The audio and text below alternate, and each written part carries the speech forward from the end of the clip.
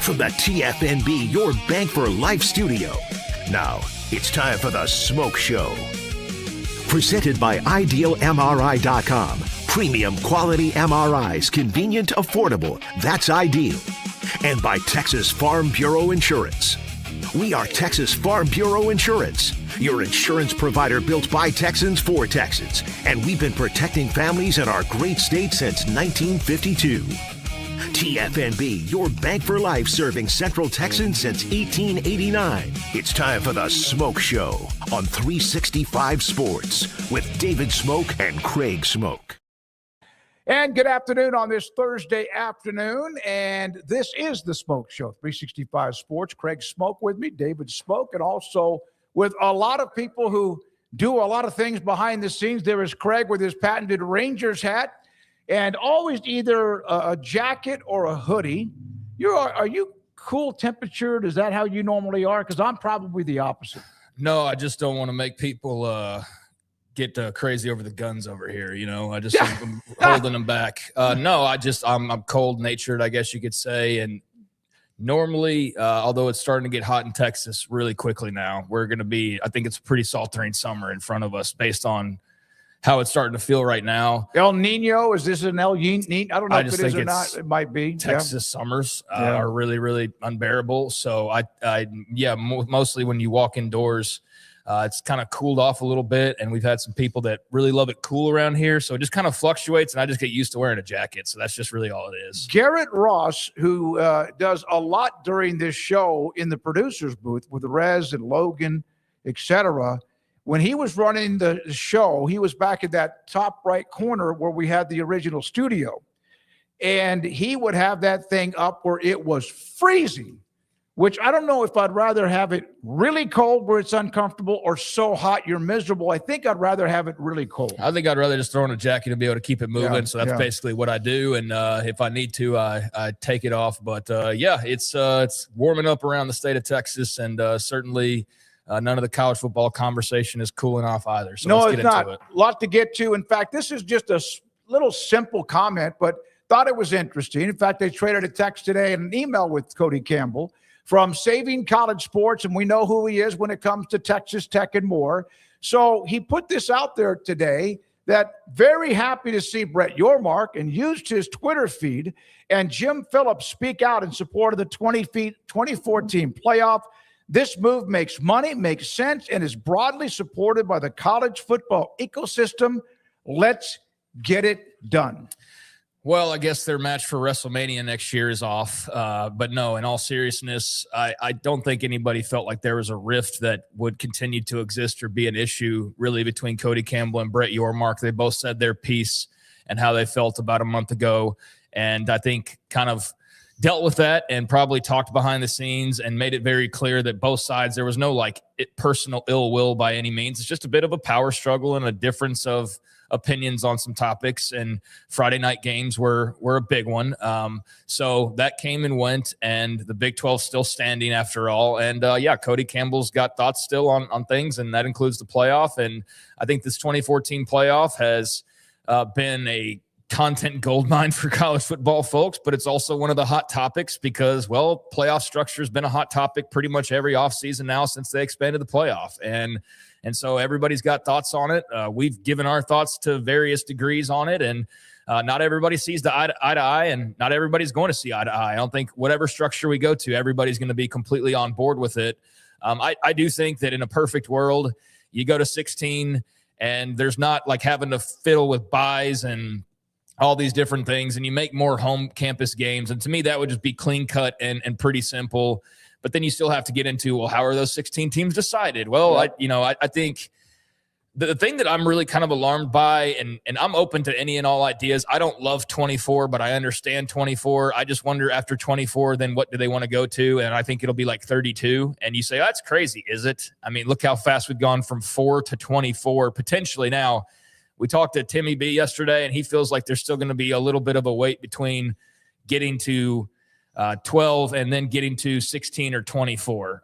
The way the conversation's going, it makes you feel like it's going to be implemented next year. I don't know. We thought they would be implemented this year, and we're still at 12. So that could very well be what happens again here. I think in all the conversations and the battle lines being drawn, I don't have like a side here other than I didn't like the 14 playoff. I just didn't. I didn't like that at all. I didn't find it entertaining. It was just too little for me. I would have been perfectly fine if we went to 8 and just stayed there. That would have been great to me. I think that probably would have been the best of all worlds, quite frankly. But there's too much greed. So too many coaches pissy about not getting playoff spots and conferences upset and feeling like they deserve 6 of the 8 teams or whatever. So since everybody's got their self-interest, we go in circles and everybody's got their opinions. But it's an ongoing conversation. It's going to be interesting to see where it eventually leads. And ultimately, everybody can have their say, but there's only 2 guys that are going to decide this, and that's Greg Sankey and Tony Petitti. And Petitti's seemingly got the rest of the college football world on his side for 24 now, although details to be determined, and those details are very important. Are we talking auto bids? Are we talking what? Just at-larges for most of the field? How are we doing that? That's important to know. But then there's Sankey, and he seemingly refuses to budge on his plans and what they would like to see in the SEC. So, we're at a bit of a stalemate. It's not the end of the world. It'll get worked out at some point, and if it doesn't, then we'll just have a cool 12-team playoff. Maybe I'm the only one that feels this way. I doubt it. But I almost just feel like, can we just enjoy something and see how it works for at least an extended period of time? The 4-team playoff went on for quite some time, 2014.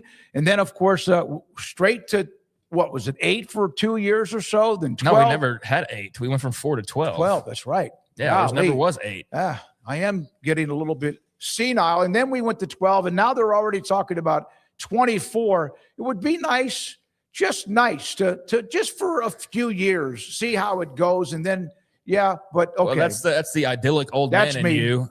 Because I think probably some people feel that way, but we're about to have year 3 of the 12 team. So it's not like we're not getting a sample size. We're getting more than we thought. You're getting a sample size because nobody can agree on how much they want to race forward, but at least we're getting, you're right, the 3rd year, because I thought 16 was coming this year. So enjoy the 12 team for at least one more year. And maybe we have a 4th year of it. I mean, if they can't agree to what the proposal will be to move forward, then maybe 12 team it is for a 4th and 5th year. I mean, I'm not in any rush for them to make changes. I'm much more on the side of everybody do their due diligence and everybody have these conversations and then see where it goes. But there shouldn't be this deadline of like December 1st. If we don't do this, the planet blows up. It's not that serious. The only people it's that serious to are the people that are, looking under every nook and cranny for every dollar they can to maintain the status quo. That's not us as fans. As fans, we can sit back and just enjoy the 12 team. And I know not all fans love the 12 team, but it's better than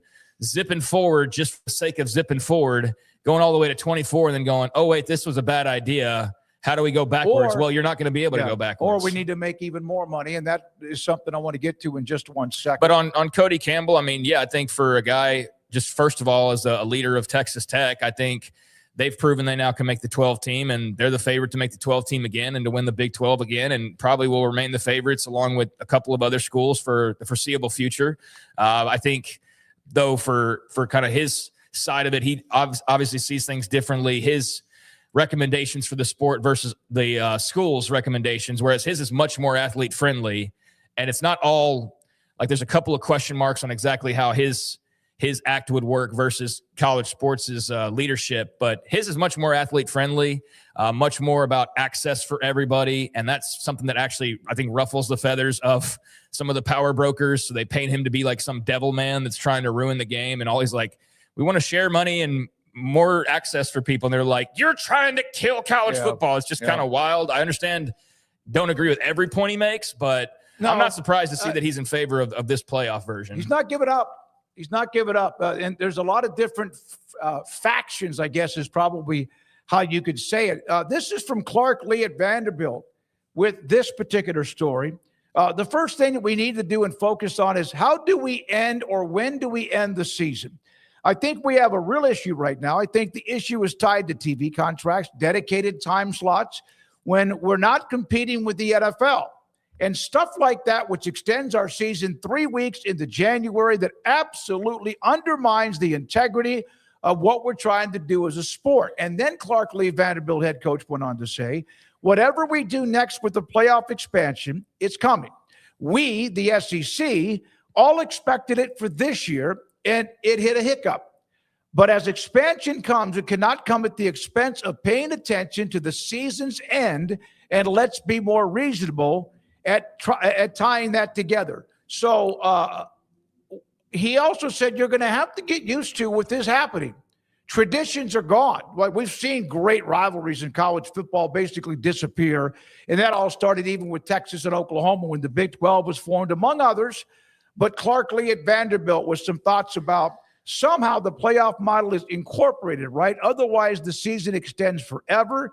We're going to have to let go of some traditional end-of-the-year elements in college football. Okay, so the only thing he could be talking about is bowl games and championship games. I mean, that's the only thing at the end of the season that he could be referring to. And bowl games, I think, with an expanded playoff, have already been watered down. It doesn't mean, like, look, I don't like how everybody tries to just like broadly say, well, bowl games don't matter anymore. Ask BYU how much the Pop-Tarts Bowl meant last year. It might have seemed silly to you if you didn't have any skin in the game or didn't care about the funky fun of the Pop-Tarts Bowl. But that was a pretty damn fun game, entertaining game between BYU and Georgia Tech. And BYU won their 12th game, and that was a mark for them. That was a big deal, and it was a nice way to end the season. And that is one thing I do think is going to get so lost, and already has to some extent, is just the ability to win a game at the end of the season and go into the offseason. Like, I go to this well all the time, but it's because it was somewhat recent.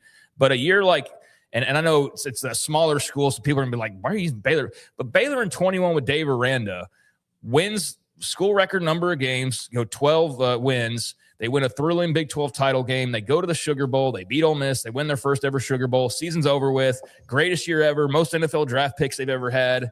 And that was the greatest season in history. Well, now that season would end with, like, they win the Sugar Bowl, then they got to go play in the whatever bowl. And then, like, so for everybody, except for like the national champion, whatever scattered bowl games are, you're all going to be ending on losses rather than having like this trophy that you've earned and can kind of just say, like, that was awesome. We won the Peach Bowl. Let's go into the offseason. That sucks that's going to be completely irrelevant and out of the picture for pretty much everybody. I think we're going to miss that more than we realize. And maybe some people are already kind of realizing that when your team's been in the playoff regularly, of it's cool to make it, but it was also cool to like just win the Rose Bowl and then go to the offseason as the Rose Bowl champions too, right?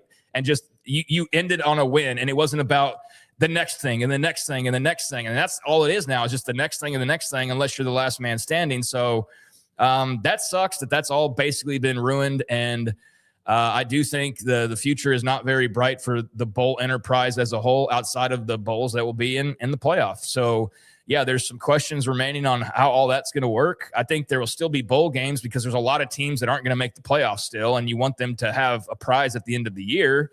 It's just a matter of like, what's attendance going to look like for some of those things, and what are the sites going to be? And so we can figure that all out later. The part about the conference championship games, though, which I'm assuming he's also referring to, I go back and forth on that. I really feel like, why did we just speed run to where this meant so much and all of a sudden it doesn't mean anything? Because I still feel like it meant something for Texas Tech to win a Big 12 title last year. Yeah, because they never had. They had never done it. I'll tell you who would love to win a Big 12 title. BYU would love to win a Big 12 title. It would mean a great deal to them. And now we're basically just saying, like, well, both SEC teams make it and both Big 10 teams make it. Not everybody in the Big 12. Hell, nobody in the championship game in the ACC last year made it.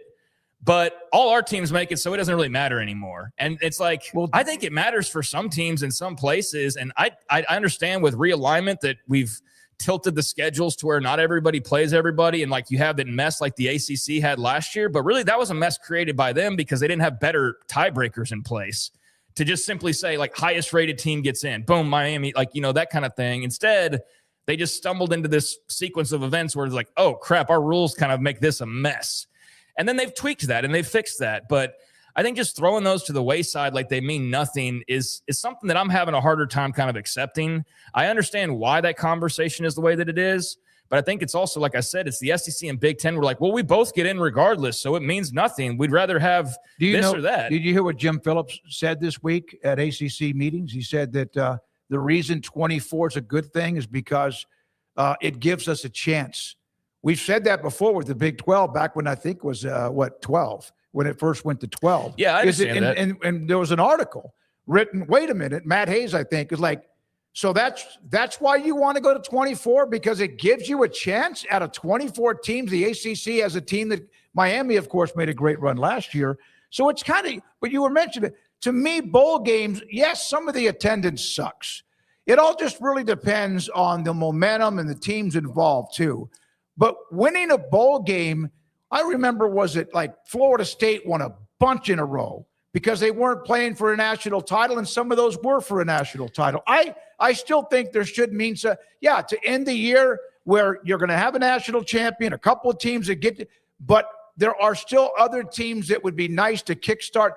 I always go back when you're talking about winning a bowl game. When Texas beat Michigan, I think it was Michigan, back Quan Cosby caught a pass that just kickstarted the adrenaline for what they were building to do. That was a big damn deal. No, that was what led directly to the national championship the next year. Yes. It was them winning the Rose Bowl against Michigan, and those days are just over for all of the big programs and most every program, because the bowls that are going to be remaining are, I mean, the Pop-Tarts Bowl, I'm putting that in the playoff if we're expanding. That's going to be like a prime second round game or something. So what bowl games are going to be remaining? And look, they're not all equal. They're not all the same. Some of them are just tourist money grabs, and they're not the best trips or the most fun times. So I don't think all of them are created equal and all need to be saved for the sake of like my nostalgia. But I just think we've speed run past that with this expansion, and that just kind of sucks to realize of the day where Texas just wins the Rose Bowl and it's magical, and then beats Michigan, and that's the season. And then you go into the offseason and you're riding all that, and then you go into the year that eventually,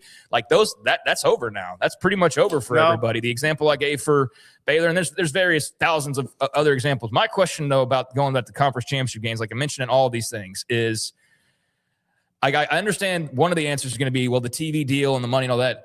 But if we're just saying screw the conference championship game, what's the point of the conferences outside of scheduling?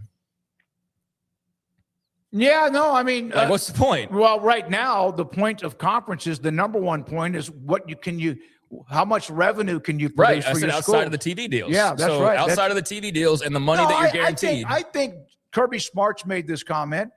He damn sure likes playing and winning the SEC conference championship. No, I think there are coaches that do. I'm just saying for like the people that are just like, they don't matter and it doesn't matter and none of it matters and it doesn't matter. It's just like, let's just do our mini tournaments to get into the tournament or the mini tournament to start the tournament.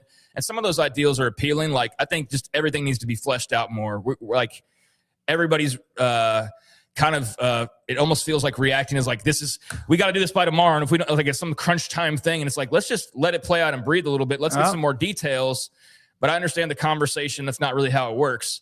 But yeah, I think Cody Campbell's proposal of like everybody signs the same TV deal. And you would think that he was proposing like changing the name of, like, I don't know, like just some extreme makeover of college football. And it would be, but he's looked at as like some pariah by some of the school leaders. And I'm sitting here going, well, all these moves you're making is devaluing like the conferences outside of your TV deal and your schedule. And so I know that South Carolina would never not want to be in an SEC, but I just think the way that you've just kind of cast the championship to the side just really kind of devalues the whole idea behind a conference to begin with, in my opinion. I hope that makes sense. It's not you're right. There's some pride by winning the conference. I was part of a team hadn't won a conference championship since 1999 maybe 1999. I used to take those for granted. I see what you're saying. Absolutely, that there should be something still linked into that. It should mean a lot. And maybe that's these play-in tournament types ideas. Yeah. You win it all or you're nobody. Like, you win it all or you're nobody. Here's another note. Stuart Mandel and the 24 teams. Two things that will absolutely happen if there is a 24-team playoff. Players will demand to be paid more to play in extra round games. Agents of some top picks will recommend they opt out rather than take the extra injury risk. That's been happening anyway. Even NFL players don't play 5 rounds. Okay, well, you know what? That's not for the fans to worry about, although the fans will be the ones that have to probably put the money out to the schools to ensure that the guys play in the 2014 college football playoff. So, yeah, I'm sure the players will demand more money. I mean, why wouldn't they? If I was in their position, I would do the same thing, and they are in a position of power right now. And then the agents will recommend they opt out rather than take on extra injury risk. I mean, yeah, I'm sure there will be some cases of that. I think that would be a really bad look for said players, depending on the circumstances. If it's a guy who's got a history of injuries, then maybe you could wrap your head around that. But just the idea in general, yeah, that's pretty shocking to think about that becoming a reality. But that's for the leaders of college football to figure out. I'm not going to sit here and like panic over that. I think it sucks, but there's nothing I can do about it. All right, here is LSU's AD, Verge Osbury. It's been a week with Lane Kiffin and what he said to Vanity Fair magazine, Osbury hammering Brian Kelly. He's been gone a while, by the way, while defending Lane Kiffin in an interview with Topmeyer, who does a really good job covering college football. He's not one who will say, okay, I don't want people to contact me. I don't want people to touch me. I don't want people to be around me. That does sound like that could be Brian Kelly, although I've never met him. That's who we had. That's why we got what we got. There was no feel, no connection between the LSU football program, the coach, and the fans. And this comes out, of course, after a couple of days of what Lane Kiffin said in the magazine. Brian Kelly is now an analyst. And I think Osbury trying to give Kiffin a little bit of a, hey, by the way, he's a pretty good dude, even if you don't think he might be. I mean, he's his football coach, and he did a lot to hire him. So, yeah, of course he's going to vouch for Lane Kiffin. The news will be when he doesn't, if that day ever comes. And, yeah, I can see where Lane Kiffin is a much bigger and brighter personality around the campus and just the overall football department and everything versus a Brian Kelly. I mean, two very different types of guys and different personalities. So, yeah, it's comparing apples to oranges. I think that doesn't mean that one doesn't come with a weakness either. I think that some of the trolling you didn't have to deal with Brian Kelly, right? You did have to deal with like cringy recruiting dance videos early on and a really cringy fake accent, and that all set him off on a wrong foot to begin with. And then, worst of all, LSU fans, you had to deal with not enough wins, and that ultimately, amongst just a compilation of things, pushed him out of there for Kiffin. So, yeah, it's a new day. Everything's great. Everything's lovely. Everything's going to be perfect, and they're going to win every game, and all of it's really nice in the offseason. We'll see when the season hits and the adversity hits what that looks like with Lane Kiffin and Baton Rouge. I think he'll do a really good job there. I'm super intrigued by just the percentage chance of not only success but also complete messiness, given his track record at multiple places now. He doesn't exit anywhere gracefully, and so will this be the time where he's finally found his spot of spots and he goes and becomes a national championship winning head coach, and LSU gets to boast another title, and they've been able to boast a lot over the years? Or is this another just messy exit waiting to happen? We might not know for 10 years, but it's going to be a fascinating journey. And yeah, he's a much different personality than Kelly. I think that comes with both positives, but also probably some drawbacks as well. So we'll see how that goes. But of course, he's going to defend his guy. They moved heaven and earth to make sure they got him. He was at Ole Miss 6 years, Florida Atlantic 3, Alabama is in the bounce back trail that Nick Saban had with other coaches for 3, USC for 4, Tennessee for 1. He hasn't stayed anywhere very long. LSU, of course, among the best. Oh, don't forget the Raiders and. Well, no, I'm saying, yeah. I mean, yeah, he was at USC until he got left on a tarmac, and that was the 4 years after he'd been an assistant coach. So earlier this week.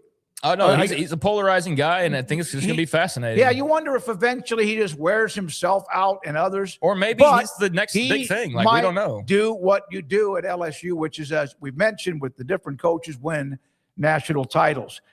The story with Sarkisian and Steve Sarkisian and transfers and grades and academics and all of that, and taking that, like, bam, like what the hell? Although there's a little bit of background with he and Pete Golding. Here is Bet Online earlier today with Pete Golding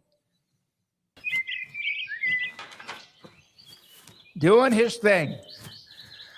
This is AI. The AI people are going to be mad. Why?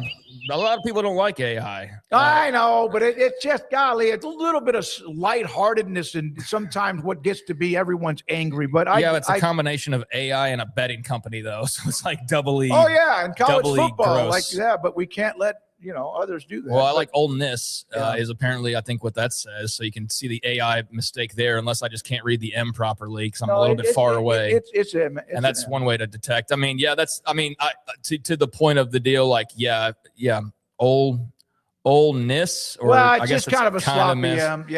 I don't like that. Like, that whole animation creeps me out, honestly. It does. It creeps me out. I'd rather see somebody drawn a cartoon that does that versus the fake human. Get on that, AI. Rez. Get on that cartoon, buddy. But I like the humor, and a little Pete Golding animation of doing some basket weaving is very timely and a good way to poke fun at everything. But that still kind of creeps me out. All right, we're going to have we'll update the PGA Championship first round a little bit later in the show today.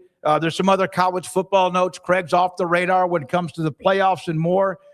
Here, though, is a picture of former Navy SEAL Team 5 member Clint Bruce.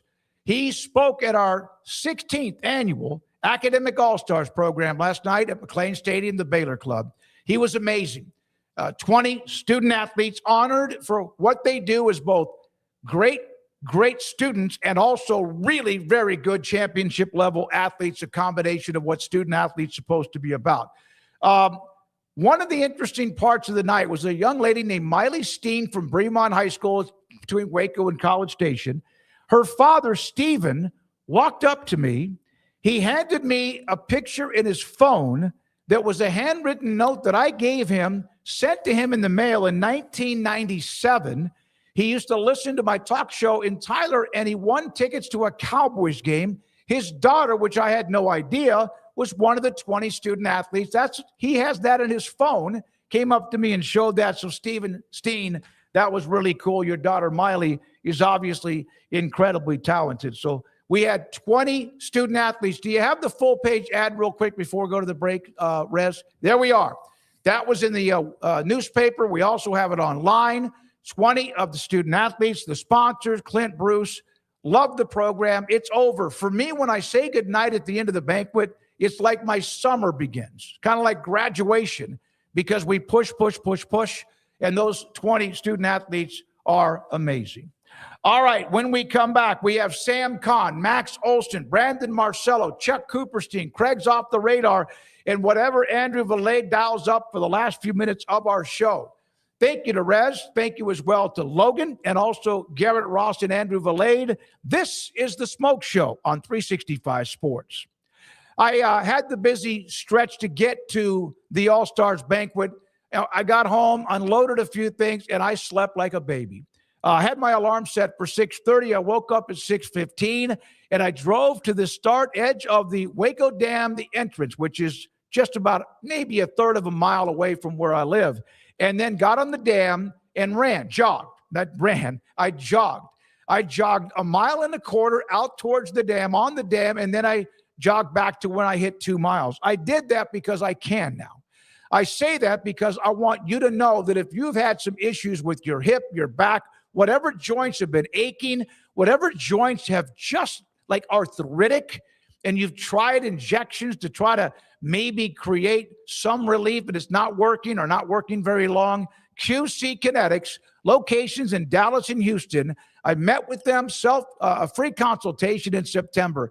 I hadn't run for 4.5 years. I couldn't jog 10 steps.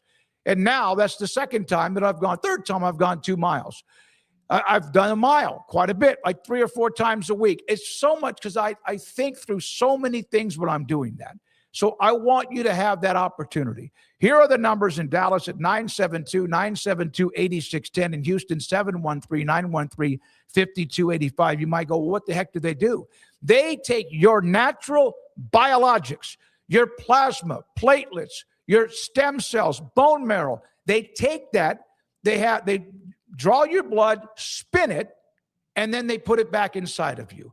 There's supposed to be 5 treatments. I've had 4. I don't even need the 5th one, although maybe I'll get a touch up at some point. But right now, I don't need it.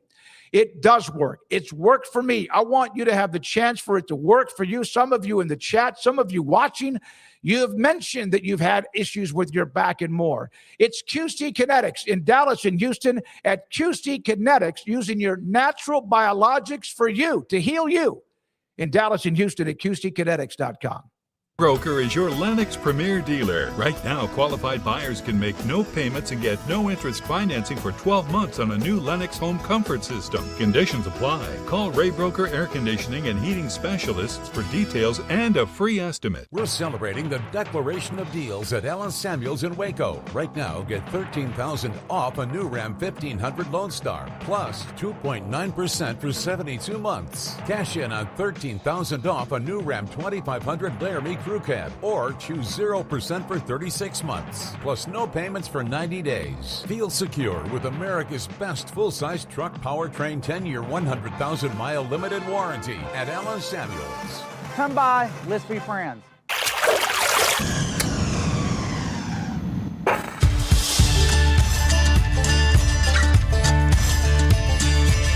Bold are the adventurous. Determined are the leaders. Faithful are the healers. At Baylor, you'll find your calling, your people, and your purpose. Dare to be you, indeed. It's time to compete against yourself, finding too many excuses not to work out combined with bad eating habits, and Waco Regional Tennis and Fitness can help reach inside your competitive soul. Discipline, getting results you've only dreamed about, personal training, group exercise classes, and even a tanning bed, world-class tennis facility, and pickleball courts and lessons available. Waco Regional Tennis and Fitness, spacious, clean workout rooms, free weights, state-of-the-art technology, weight training equipment, and no intimidation. It's time for you to react today, not tomorrow, at Waco Regional Tennis and Fitness on Lakeshore Drive in Waco.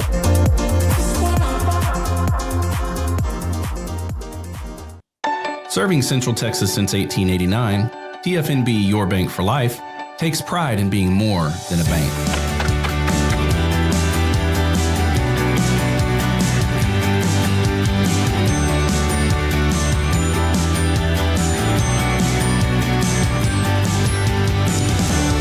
TFNB, we remain committed to these principles. If you value them too, come join us. TFNB, your bank for life. Extreme Texas weather calls for Ray Broker, your Lennox Premier dealer. Sign up for our year-round comfort plan and keep your home the perfect temperature no matter what the forecast is. Call or visit raybroker.com now. Ray Broker, your air conditioning and heating specialist. This 3 o'clock hour is brought to you by QC Kinetics. Feel better, move better, live better with regenerative medicine using your body's own healing abilities for natural pain relief. No surgery, no drugs, no downtime. With locations in Dallas and Houston at QCkinetics.com. It's time for the Smoke Show on 365 Sports with Craig Smoke and David Smoke. And, Rez, it is also what time? Con time! Never have my voice sounded better and more powerful than that intro for our good friend Sam Kahn, theathletic.com. And I want to change the graphic, man. I want that cherry red and not that Astros orange in there. You and I are negotiating that. Good to see you. No?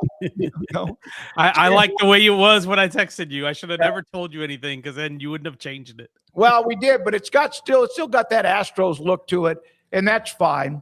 It's okay. The Astros aren't doing well anyway. They don't really need any. No. At this moment, I think they're losing right now as we speak. What a week in college football. I know you have the feature on Will Stein, Kentucky, and what a story. He's the kind of an Eric Morris type story, but what a week with shrapnel headed to Oxford from different angles.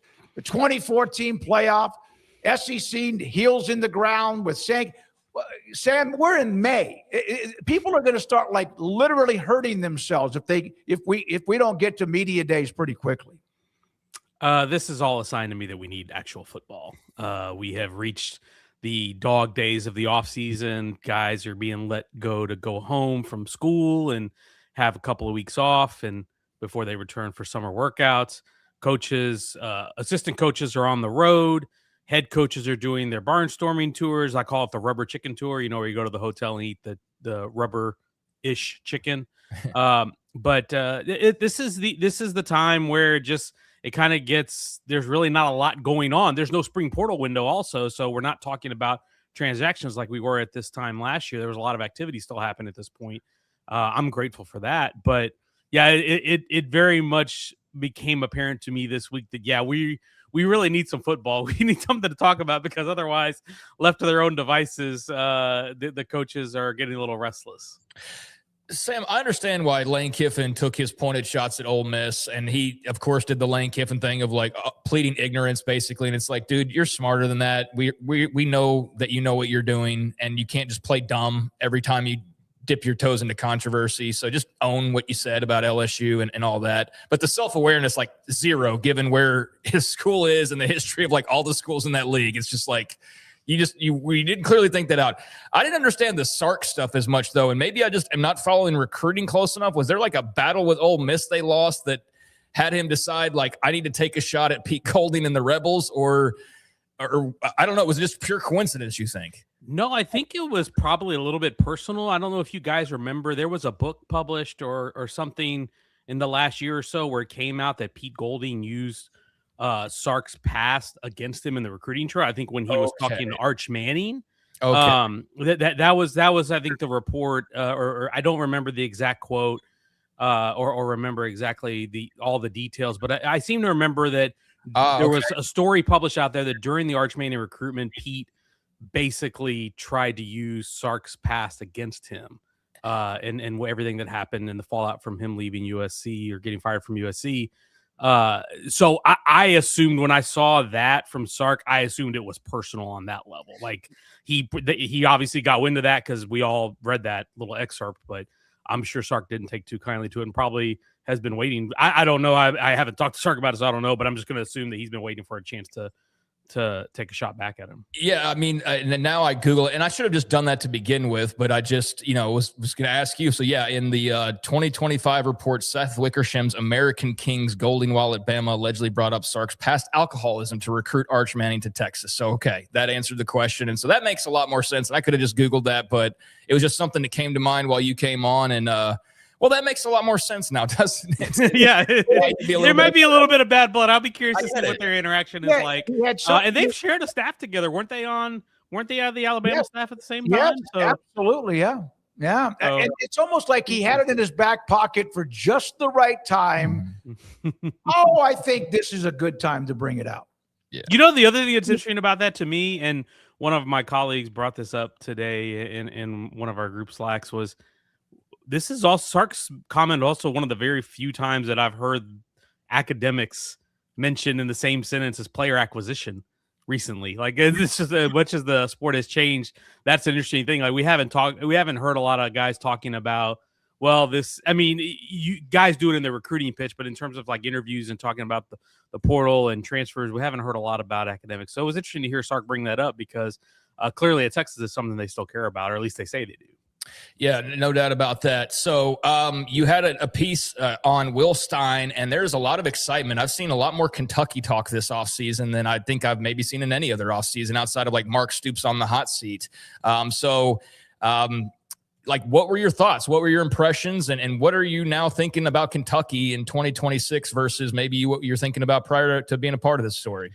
Yeah, I don't know that my 2026 expectations change a whole lot just because – look, Kentucky is where they are on the totem pole in the SEC, and it's going to take time to get back to, winning 9 games on a regular basis and being, I guess, in this day and age, I guess now we're talking that would be a playoff contender if we end up going to this 2014 thing. So, but I will say this, he is, to me, I think made a lot of sense as a hire because he's got roots in the area.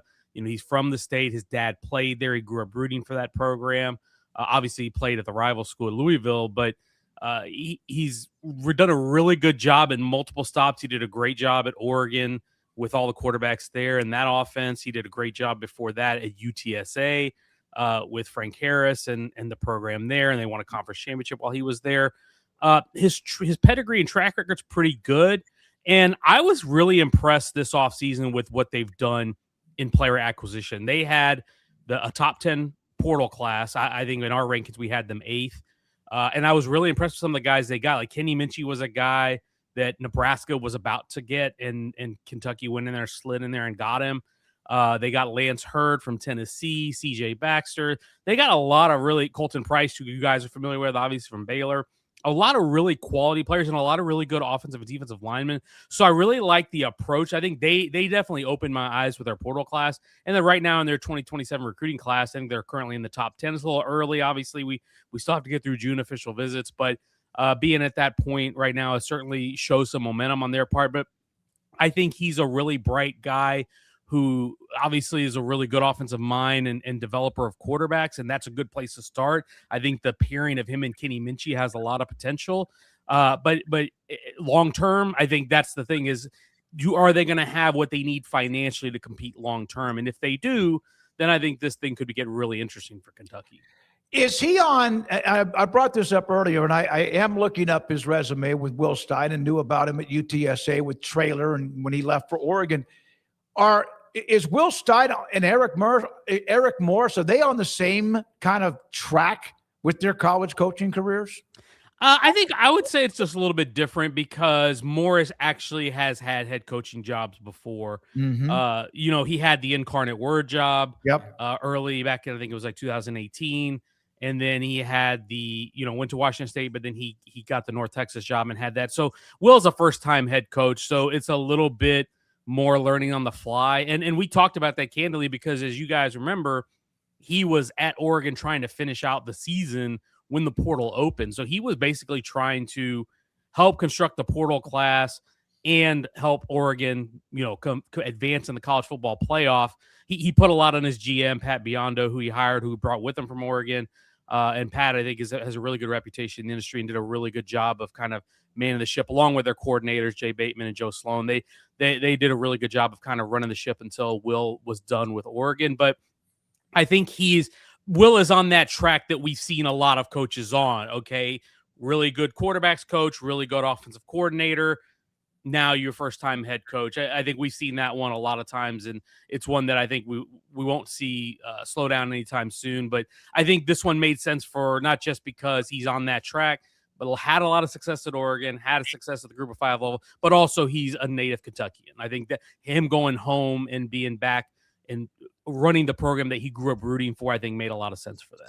Yeah, familiarity is a really big deal, and it's just it's a fresh coat of paint. There's that new excitement after the whole tenure Mark Stoops and just kind of running its course there. So, yeah, you can tell Kentucky fans are super excited, and rightfully so. It'll be interesting to see what they do. You mentioned Eric Morris, or we brought up Eric Morris here. Sam, I'm having a hard time not trying to, zoom to 10 wins for them. I have to remind myself that you can't just take all of North Texas's team, I don't think at least, and some other transfers and just go in the Big 12. But I look at them and I just expect such a leap forward because last couple of years were just so bad in Stillwater. They're clearly going to have a massive upgrade at quarterback and various other positions. But, how much are you tapping the brakes on what kind of leap they can take, or how much of a leap do you think they can take immediately with Eric Morris? Yeah, I've pegged them all the way from the time that the search started. I had said, if you go get Eric Morris, Drew Mestamaker, Caleb Hawkins, Wyatt Young, and the coordinators, you get Skylar Cassidy to go with you, which they did. That's a bowl team right away, in my opinion. And that's a bowl time if you just got replacement level players everywhere else. I would say when you look at the roster talent that was there last year, they have definitely upgraded it by quite a bit, because what we saw the last couple of years, and particularly last year, it was clear that Oklahoma State didn't have the resources quite to the level that some of their competitors in the conference did. I'm not sure that they still do, but they're definitely doing better now than they were a year ago from the roster budget standpoint. And it seems like momentum had really been lost. I mean, again, we're talking about a program that hasn't won a conference game in 2 years. So I think they're a bowl team. I hesitate to say that I would expect to see them in Arlington. Would I be absolutely shocked if that happened? No, because I know what Drew Mestamaker is, the type of talent he is, and what I think he's capable of. I know what Eric Morris has done in a lot of places. I love what they did in terms of bringing in talent on the roster. So I guess when you see what Indiana did, I wouldn't be a complete shock, but I still think Texas Tech even without Brendan Sorsby's a tick above them. I still think BYU is a tick above them. I think Houston is probably a tick above them, and maybe even TCU. I would probably put them, but I think they're probably in that. If you look at the top tier of contenders, I just rattle off 4 of them. I don't see why they can't be in that next group that's right after that. So an 8-4 season, I don't think that's out of the cards. You look at the schedule; they've got Oregon early, which that one's going to be tough. Yeah. They're at Houston, which will be tough. And then after that, I guess Texas Tech, that one's going to be tough. Obviously, the rest of them I think are probably coin flips, and are probably games that you could win. So I guess I named 3 games right there that might be tough to win. So I guess could they go 9-3 conceivably? Yeah, I don't think it's out of the realm of possibility. I wouldn't bet on it, but I think 7-8 wins. I think Oklahoma State fans should be really, really happy with, because again, it's a program that hasn't won a conference game in 2 years. So you mentioned Houston as one of those contenders. As a guy who's covered them for a long time, there's some excitement. They also have their drawbacks, like just the fan, I guess, interaction compared to some other schools. They don't have 70,000 fans at every game. It's a big metro, all those things. For them to move forward, what are the, like, besides Willie Fritz just continuing to build and win, program-wise or fan base-wise or university-wise, what do you think are the steps that Houston needs to take to get to a different level? I think it's just continuing to win and try to be creative in how you build buzz. And whether that's with what you do in terms of getting your players out in the forefront or how you brand the program. The one who, in my opinion, did it the best in terms of getting everybody engaged in the last 2 decades was Tom Herman in his 2-season stint there. Obviously, they won a lot, going 13-1 and winning the Peach Bowl mattered, and then beating Oklahoma his second year mattered. Those were big things. But he also, I think, did a lot of work to go out and engage the students and encourage them to come and do these things like, hey, let's go get a grill with Paul Wall and talk about that. Like, it was, some of it may seem silly and contrite, but I think that went a long way. And I think embracing the culture and trying to get people charged up, that was the H-Town takeover. I think that was a big thing at that time. I thought Kevin Sumlin, when he was there, in the late 2000s, did a good job of it too. Yep. They were packing the stadium quite a bit toward the end of his tenure there, and obviously they won at a higher level than his predecessor had. And so I think winning is the number one ingredient, which I think Houston will do, because Willie Fritz has won everywhere he's been. And you look at what they're doing from both a recruiting and a portal standpoint, I think they're doing an excellent job. But then I think it's also trying to find creative ways to just inject energy and put yourselves in the consciousness of a Houston sports fan, because there's got so much stuff here. There's the Rockets, there's the Astros, there's the Texans, there's soccer, there's all kinds of stuff going on here. So you've got to work hard to kind of find your way into the consciousness and the headspace of a casual sports fan here, because it's not just the University of Houston alums. Like, certainly you want to engage the students and the alumni, but you also want to engage your casual fans who maybe live here and they're just looking for an affordable ticket to go see a good team. I think being in the Big 12 helps. Having Baylor and TCU and Tech come to town, I think that helps a big way. We saw last year the biggest crowd was for the Tech game. They had a pretty decent crowd for the TCU game. I think when you have those traditional rivals, that helps too. But I will say, as someone who's an alum there and kind of knows history, I don't know that this will ever be a program that's going to pack the stadium week in and week out. That's just not what this fan base is. It's not what it has been for a long, long time. Certainly, I was an undergrad in the early 2000s, and I mean, I was there when you could count how many kids were in the student section. I was like one of like 50 maybe. And so, and that may be generous sometimes. Yeah, so I just don't know that they ever get to that level. I just don't know that that's possible. And it's who they are. And it doesn't mean they can't try and maybe something clicks or whatever, but they've had some exciting brands of football. You mentioned someone, and Herman's team that won like 13 games, beat Oklahoma, Bryles before he went to Baylor.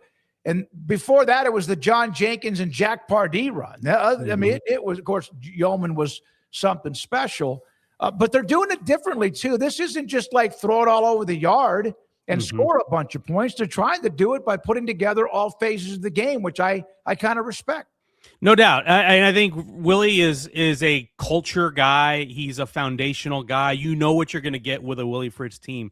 You're going to get a team that plays hard, a team that doesn't kill itself and doesn't make a lot of mistakes, a team that plays sound fundamental football, and then they're going to have some athletes out there. I think one thing that Quietus has kept is you look at his track record of Tulane. Go look at how many draft picks they had, and go look at what those guys' recruiting rankings were when they got drafted. He and his staff, and Wes Fritz, his son, who's the general manager, they have a really good eye for talent. They have a really good knack for finding guys who other ones don't recruit. Darian Mensah was one of the guys that they had found early on, who they were his very first offer when he was a high school junior. And so there's lots of stories like that. And so I think the way they're doing it is the right way. And I think it's going to help. And I think it's sustainable long-term for however long Willie Fritz wants to do it. I will say this on the fan part. One theory I have, and you talked about some of those eras, I think they lost not quite a generation of fans, but they lost a segment of fans from the post-Southwest Conference fallout when they were left out of the Big 12, because there was a period there after that conference breakup that they kind of really were down in the dumps. Like the athletic department was struggling financially. The football program was struggling financially. As I mentioned, when I was an undergrad there, I got there in 2000, and the fan support at the games was almost non-existent. And so from like 1996, 95, 96 until about 2003, when Browse got there and took them to the Hawaii Bowl the first year, that's like a 7-year period of where football was just not relevant. And that is the age group that's pretty similar to mine, mid-40s. Those would be your guys who would be old enough to be alumni, to have positive memories, and probably have enough little disposable income to donate back to the program. And I think they lost a big chunk of the fan base because the athletics just became an afterthought at that time. And so the 40 somethings or maybe 50 somethings that would be your kind of, signature donors. Like I think Cody Campbell's like in his mid 40s for Texas Tech. That generation, like athletics just wasn't really, it was really in a bad place at that time. And then when Browse got there, it started coming back. Then someone took it to another level. Then Herman took it to another level. And so I think when we get like another 10 years from now, when we start hitting the guys who are in the late 2000s, they start hitting their 40s. Then I think you might start seeing it, because then you're going to have those students who are going to games when the student section was packed all the time. And the ones in the Tom Herman era were going to the games when the student section was packed all the time. Like I said, when I was there, that wasn't the case. And I think that is an understated issue with this program, and with any program that goes through prolonged struggles, is that you can kind of lose some of your alumni base because maybe going to football just wasn't a thing they did because they weren't very good back then. So this is kind of random, Sam, but it was perfect because we've touched on a lot of points of nostalgia, like that Herman and Ed Oliver and that whole H-Town takeover run was amazing. Baylor's teams were really good there for a stretch, and just kind of thinking about all these things swirling in college football. So this is random, but I was just curious, how much do you pay attention to high school recruiting these days? Oh, not as much, not nearly as much as I used to. I was just wondering. I actually have said that. I was like, if you asked me to name 5 2027 recruits, I don't know that I could do it. Like I know Jalen Brewster's like the number one guy, and he's bound for Tech, at least as it stands right now. But I just, because I was thinking back then, and we were covering recruiting like it was just a daily thing. I mean, that was a huge part of coverage back then. And now I feel like it's still there if you subscribe to the recruiting sites. But as far as like a casual point of conversation, it just seems almost non-existent to me sometimes, unless you're Tech and you're just scooping 5 stars left and right. Right. And I think there's a few things with that. Number one, the portal and the free agency that's in college football takes priority because those are known commodities. We know those players. We can say, oh, maybe you didn't know, but you're finding out about Adam Trick, who was at Miami, Ohio, or Trey White, a guy you can go pull up his tape and find real college snaps and see what those guys did at their previous schools. And those are guys going to be more immediate impact. So that's number one. I think that has taken up so much of the consciousness. That takes up so much of my time, is like I've spent so much time looking at those rosters. Sure. I kind of check in on the recruits after June official visits. Like when do we get to this next month and guys start, signing and or committing and securing their spot, and we get close to where pretty much guys are set, then I'll start to look at it then. But the other thing is when these guys sign, they may only be on campus for a year, one season, and then they're maybe gone. So the chances, like think about it this way. A really good recruiting class, and I mean an elite recruiting class, probably hits on 45% of its guys. Like I'm talking your best of your best. I think I did a study on this once.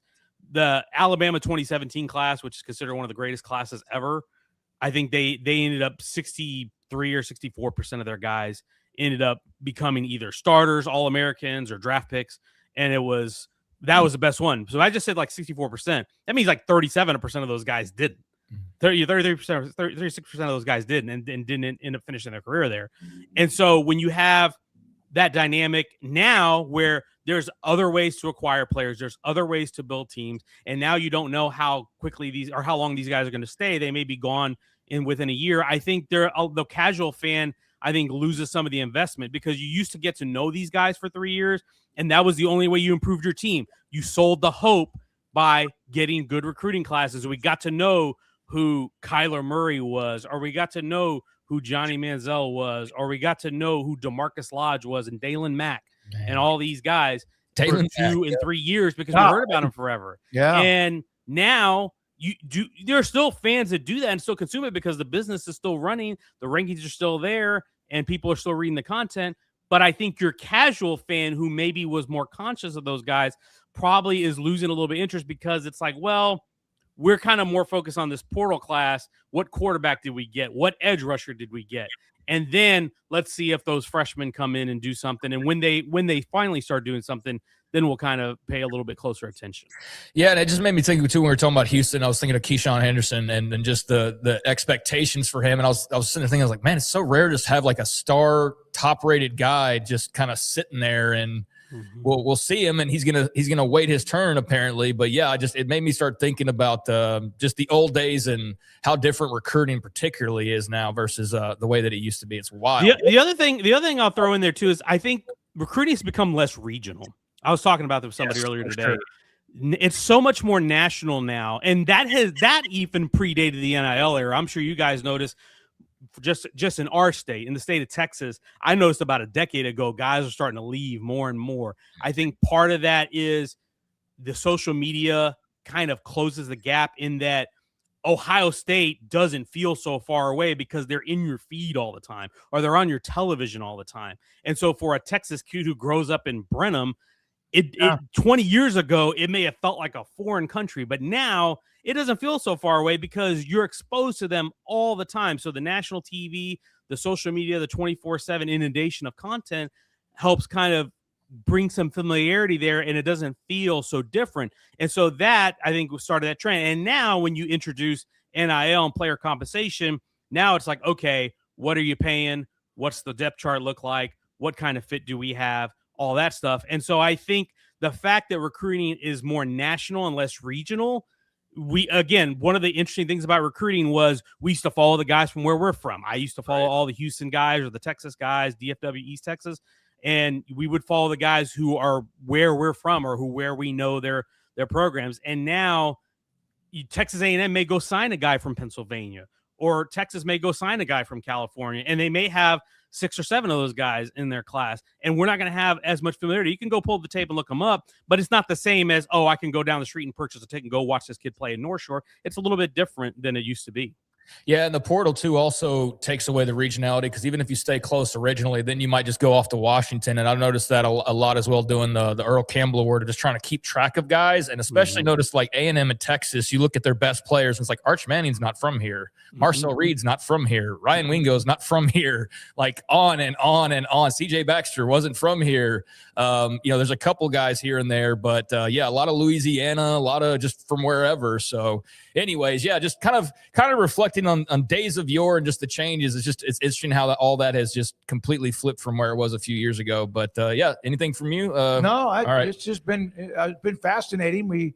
Because the high school football, I'll just every once in a while see something jump up and go, oh, okay. And sometimes we'll see when he signs. And it's also, and it's been this way for a while, but like 27 classes almost like not sewn up, but if you get through the summer and you haven't committed, it's kind of the rarity. There's a few super dudes that don't, but yeah, it's almost like by the time you get to signing day on the December, it's okay. What about it? It's just so fast. It seems like there's no lead up to it. Thanks, buddy. Now, last year, real quick, I'll let you go. Last year, when we got to August, you go look at that top 200 list, and most of those guys were they're locked in. Yeah, with a few that flip, but not many. Thank you, buddy. Good to have you, Sam. Take care. Sam Kahn with us Thursdays at 3:30 on 365 Sports and the SMOAK Show, and that means coming up He wrote a feature about Will Stein.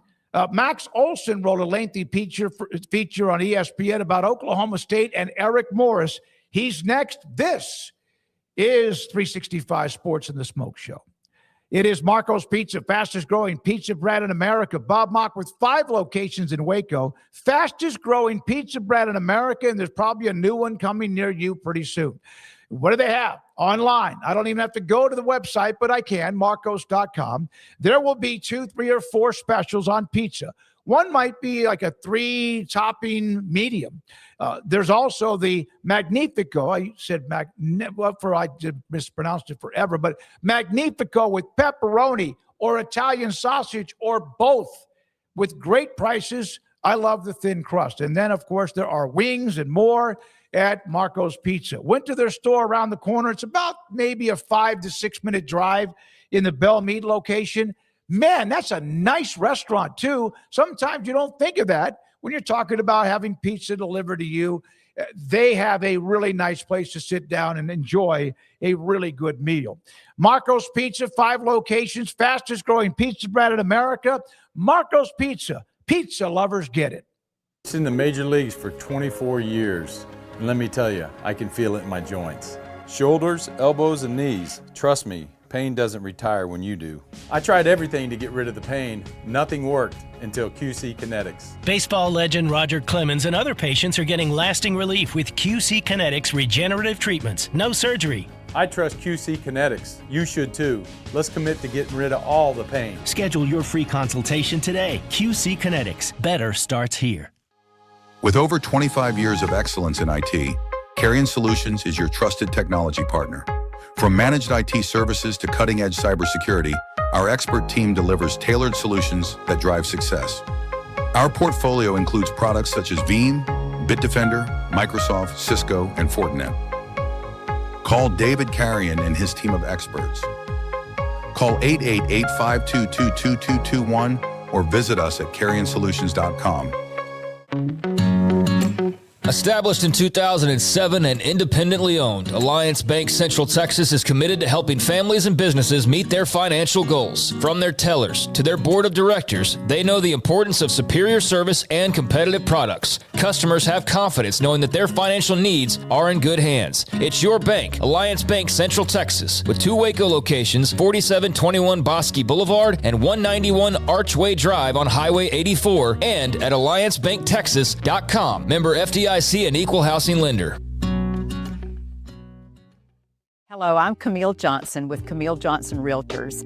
We specialize in selling residential real estate agent all across our community, and we love serving all types of families. We have been in business at Camille Johnson Realtors for almost 9 years, and I have been a residential real estate agent for almost 40 years.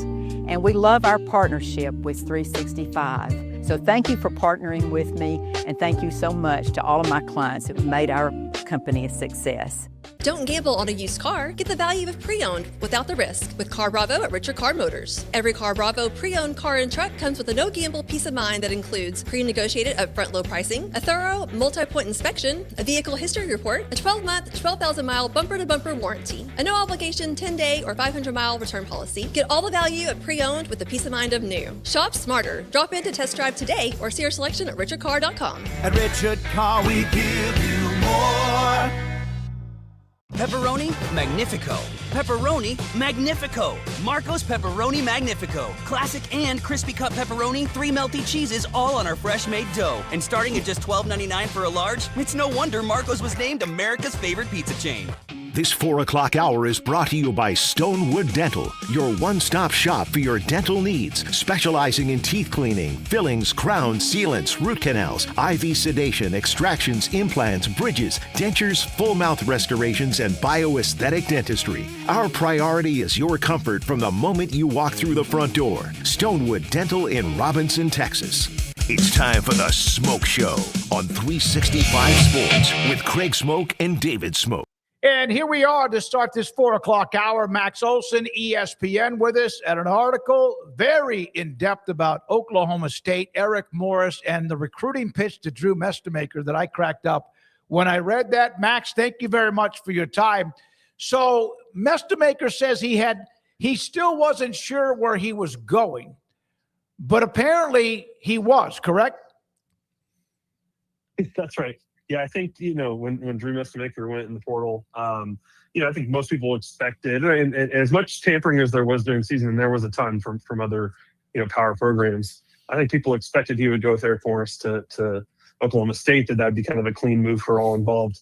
But he still, he as a former walk-on, never been recruited before, very intriguing to him to have those conversations. He did talk to Oregon and was intrigued by the opportunity at Oregon, but there's still no certainty on what Dante Moore was going to do in terms of coming back and going pro. And so when he called Eric Morris and told him he talked to Oregon, Eric told him, hey, two things. One, he walked him through all the stuff they achieved together in 2025. And two, don't break my heart, and then hung up on him. And then Drew Mestamaker's like, okay, well, can't do that to him. We're going with him. So, obviously a big deal for Oklahoma State. And then, the ripple effect of that, of getting everybody, all their 85 newcomers on board in the month of January. Pretty incredible turnaround. Did they at least have a cookie cake like the old ways, waiting on the hotel bed for Mestamaker? Like, at least roll out the red carpet? No, I mean, that's where relationships come into play, right, Max? And then you see that with the number of North Texas guys that have joined Eric Morris. 85 new players, as you mentioned, a lot of them from coming over from Denton with him. We were just talking to your buddy and our buddy Sam Kahn, and I was asking, like, what I'm trying not to get too positive and too overboard on what to expect from Oklahoma State this year. I just know that I expect a pretty drastic jump, having kind of scoured the program, talked to people. Like, what's your impressions of what you've seen, heard, and now what you think is kind of awaiting them, at least as far as this beginning chapter goes? Yeah, I mean, it's an interesting start to the season, because you go on the road to play Tulsa, who beat Oklahoma State last year, and then Eric Morris's first home game as the head coach there is against Oregon, which is for sure a top 5 team. And obviously that last year was just a crazy blowout in Eugene. But I think in sitting down with Drew Mestamaker and his teammates and these coaches, you can tell that these guys really don't care that Oklahoma State went 1-11 last year. Like, they weren't there. They had nothing to do with that. Like, there's really no stink hanging over that program about last year, because, they cleaned house and everybody's gone. And so, I think part of it is just they walk in, as long as Drew Mestamaker's healthy, like, I think they feel like they're going to come in and score a ton of points in the Big 12. And if you look at Eric Morris's track record over his 3 years at North Texas, they had a new QB every year. Their receivers were always going in the portal because of their production, and they just, couldn't afford to keep those guys. They'd lose guys to Power 4 programs every year, and yet they averaged 38 points per game over their 3 years there, which is third most in FBS. So I think they feel like now that they have everybody coming together again, they're able to run it back with all these players, and they've added some great weapons out of the portal and a good O-line. Like, they feel like they can come in and score a lot of points, and I think they probably look at the Big 12 and say, why can't we go win 10-plus games in year one? I wonder how many others look at the title of the story when you mention 85, because that used to be the scholarship limit. Now it's, I think, 105. We thought that what Dion in Colorado did was a massive renovation or rebuild or whatever you want to call it. And now 85, that's just hard to imagine that many moving parts. That's right. And, I think there's obviously a bunch of other FBS programs that took a similar approach this offseason. Part of that is the success of Indiana and the success of Colorado and the programs that have made this endeavor here in the last few years. But, certainly Penn State led the way in terms of taking 24 guys with them from Iowa State to Penn State, North Texas to Oklahoma State. I think that total ended up being 20. And, there is, I will say, like, credit to Coach Prime. I remember writing a bunch of stories at the time when he was going through his roster purge at the end of his first spring at Colorado. And, certainly there was a thinking at the time of like, man, they just went and cut 20 guys off their roster. Like, how are they going to replace them in the spring portal? Like, how is that going to work? And obviously year one at Colorado, they struggled, but I think they were ahead of their time a little bit in terms of just saying, look, we don't have to keep any of these guys that we inherited. We can move on, and we're not just bringing guys from Jackson State, but we're going to bring guys from all over the country to get this thing flipped and not really, we're not going to have to worry about last year's culture because those guys are gone. And so, that paid off in year 2 for Colorado. But, at the time, everyone treated it like it was crazy. And, now it's kind of the norm. Now Indiana's a national champion, which nobody ever thought they'd say in the sport of football. And then you've got this direct, I mean, in your article, I mean, multiple mentions of like, we're basically trying to do what Indiana did, right? Like we're doing the Indiana blueprint and hoping it'll work nearly as well. So yeah, it's just kind of crazy the time we're living in here.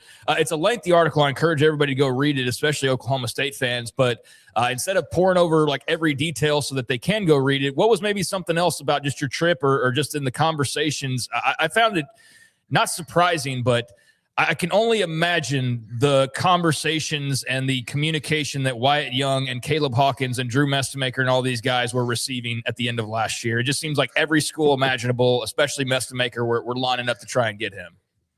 Yeah, absolutely. And Eric Morris even told me that, it wasn't just Oregon, but, I think they believed that the LSU was trying to get in the mix for Drew Mestemaker, especially as there was uncertainty about how their quarterback situation was playing out in progress, and they think that even Texas A&M expressed an interest in Drew Mestemaker, which would have required Marcel Reed going in the portal, which he ultimately didn't do. But there was a lot of programs that were intrigued by Drew Mestemaker, partially because you're so productive and you're just a redshirt freshman, and so you've got many more years here to keep developing into a first-round type of player. One thing that's funny for talking with those guys, sitting down, kind of talking through the experience with them, as you make that jump from G5 to P4.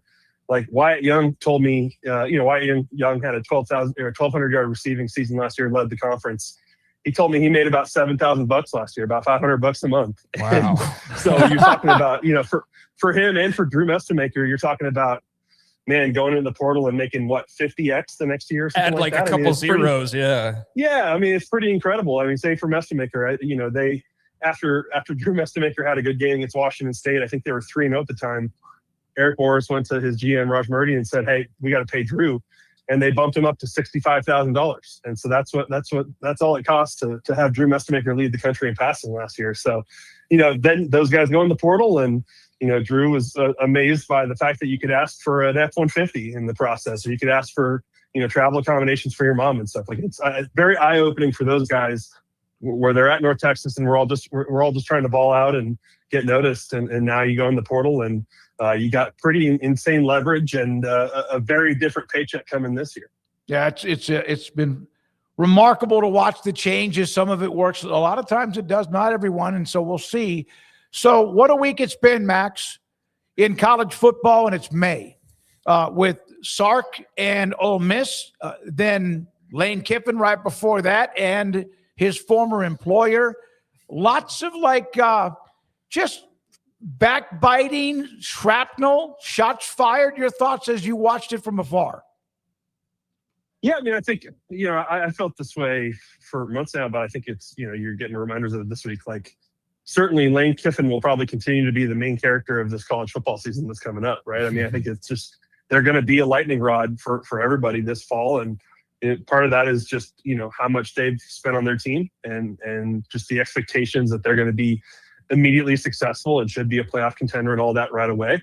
And then Lane Kiffin's going to be Lane Kiffin and say stuff that gets people's attention. And so, certainly that's going to continue here over the next few months.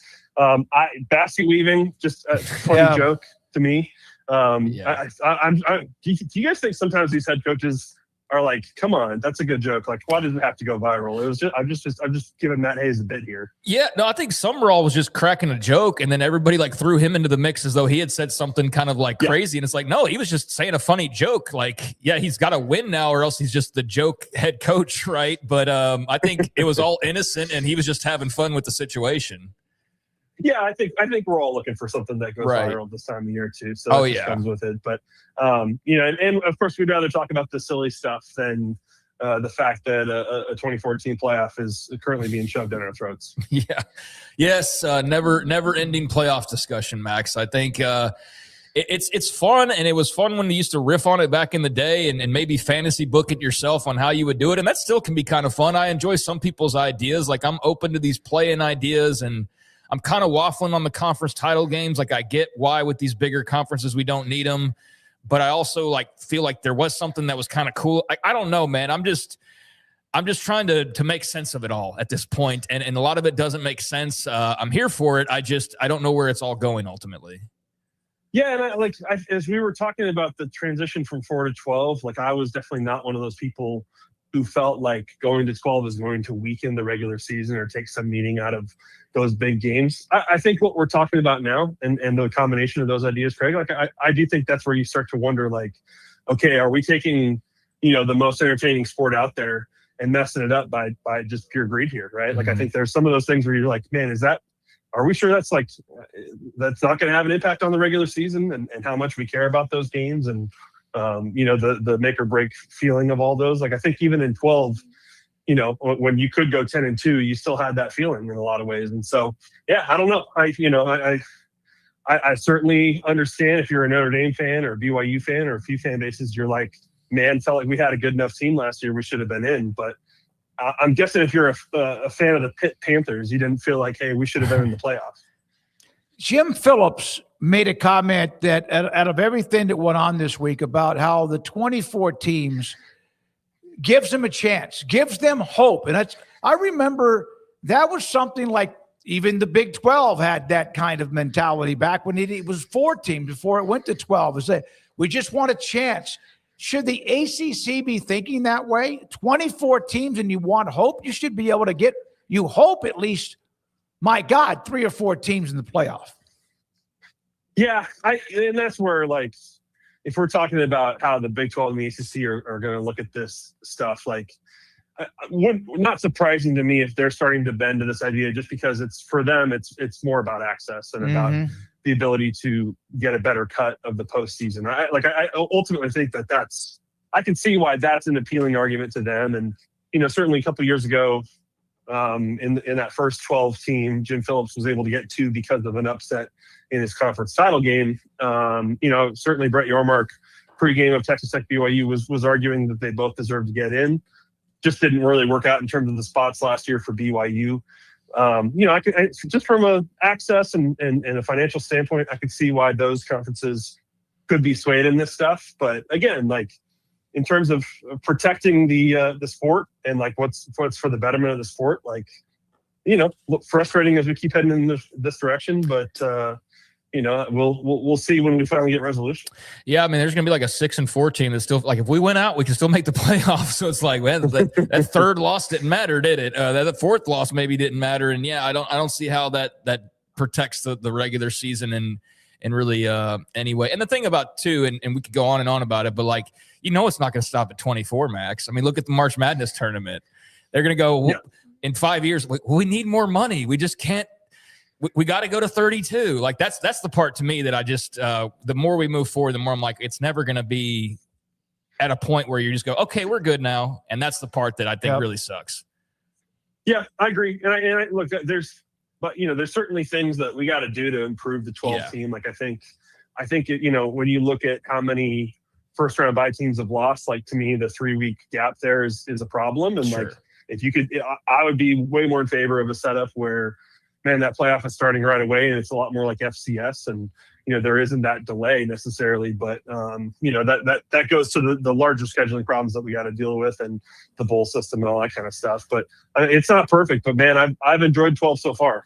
Yeah, I have too. And I think there's a great opportunity for this. I think a lot of the frustration just comes out of, we all love it so much and we know that it could be even better and even greater if they did certain things. It's just that not everybody can agree on those things. And then there's self-interest that gets in the way. But it's all of our hand-wringing and our headaches and even our hate for some of this is all just because we care about it so much and we love it so much. So we'll see where it all goes ultimately. But I did want to ask you about the Nebraska NIL ruling that came out yesterday, and Nebraska trying to say that their media partner is not an associated entity, even though the word media partners is part of what they're saying. So like, I don't know how they're not associated, but nevertheless, arbitrators saying that the NIL deals for 18 Nebraska football players are a no-go.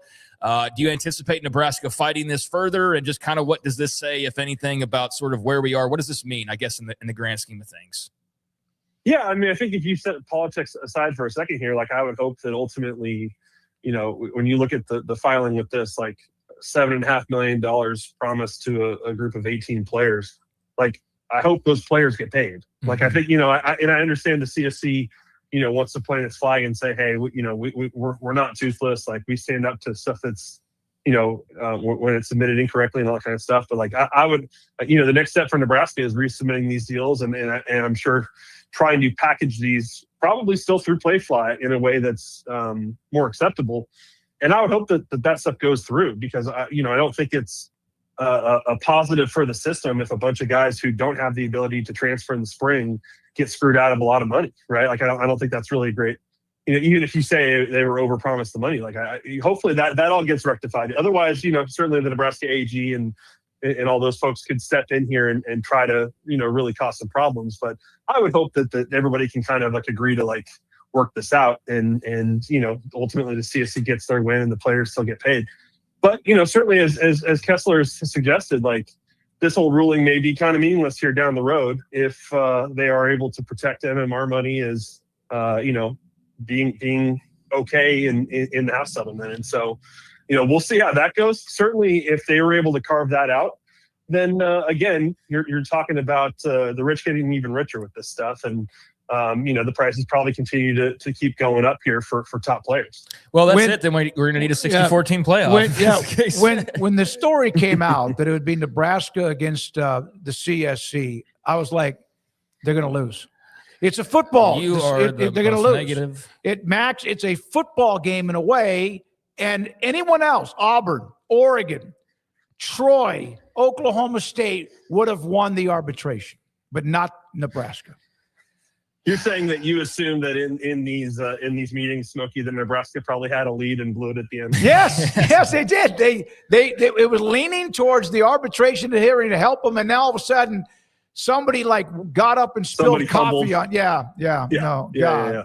All right, man.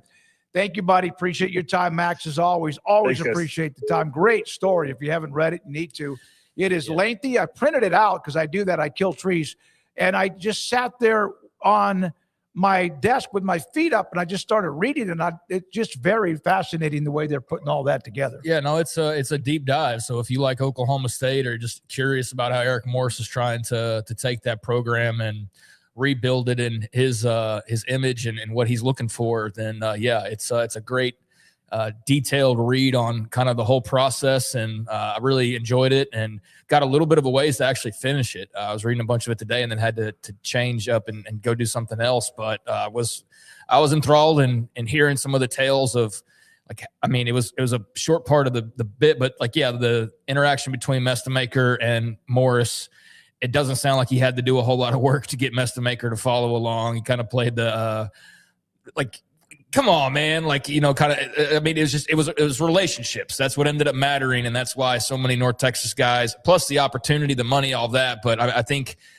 other situations where maybe the relationships weren't as tight, you don't have all of the very best guys that you wanted, every single one of them all following you. It's a load. That's a huge group of players, and a lot of them incredibly productive. Yeah, and I'm not a genius on all things college football or know every little intricate detail about every team, but I did know a good bit about North Texas, and it's just been fun to see how many people suddenly are just riffing on Wyatt Young and how great he is, and Caleb Hawkins and how great he is. And it's just, I mean, Mestemaker's the quarterback, so he was going to get headlines, and you'd always see him, but it's kind of cool now to just hear those guys as far as just common talk about Oklahoma State and just the thoughts that they could be really good this year. So those guys have an incredible opportunity. There's more of a spotlight on them now, and they've got obviously a lot more money in their bank accounts. I mean, think about $7,000 for Mestemaker is what he said last year. Yep.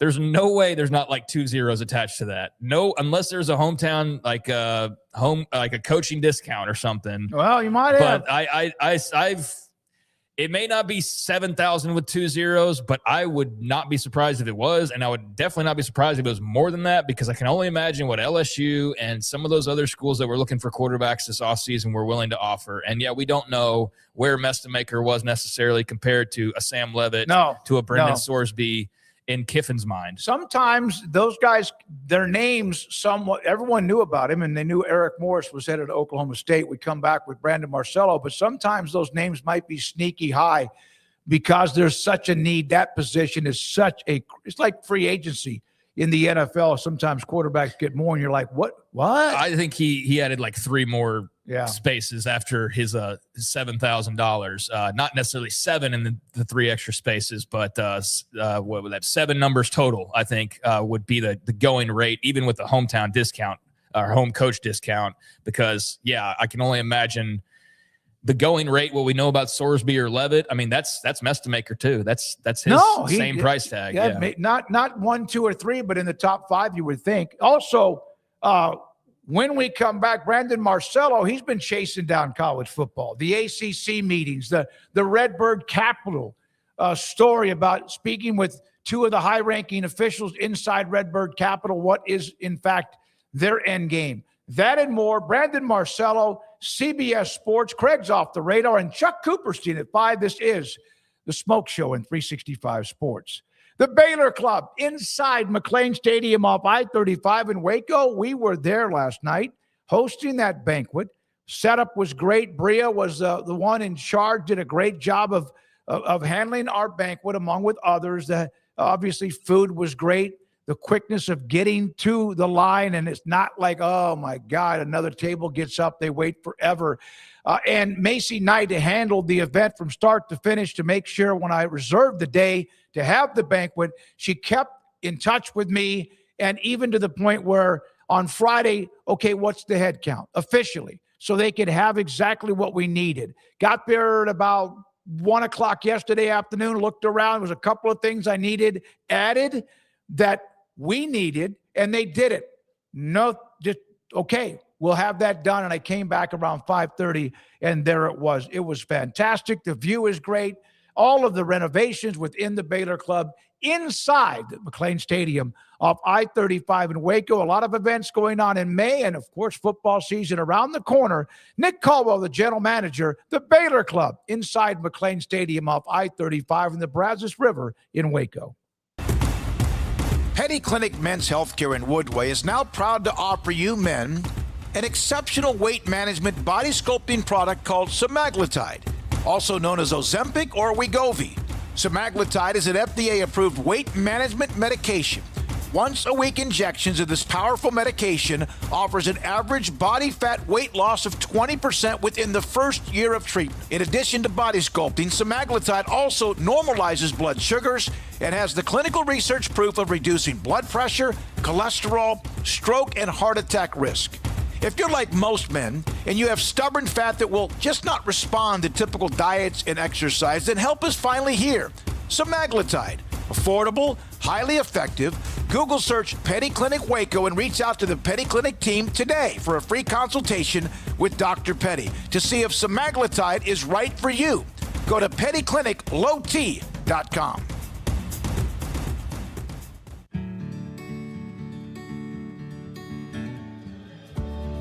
Whatever it is you wrangle, whatever seeds you sow, no matter what you nurture or what you choose to grow, at Texas Farm Bureau Insurance, we're proud to protect all Texans. When you play hard, sometimes you fall hard. Sports injuries require special treatment. At Southwest Sports Medicine and Orthopedics, our team of expert doctors provides athletes and active adults with comprehensive sports medicine care, diagnostics. Whether you're in high school, college, or beyond, we'll help you get back on the field. Call on the team physicians for Baylor Athletics. Call Southwest Sports Medicine and Orthopedics.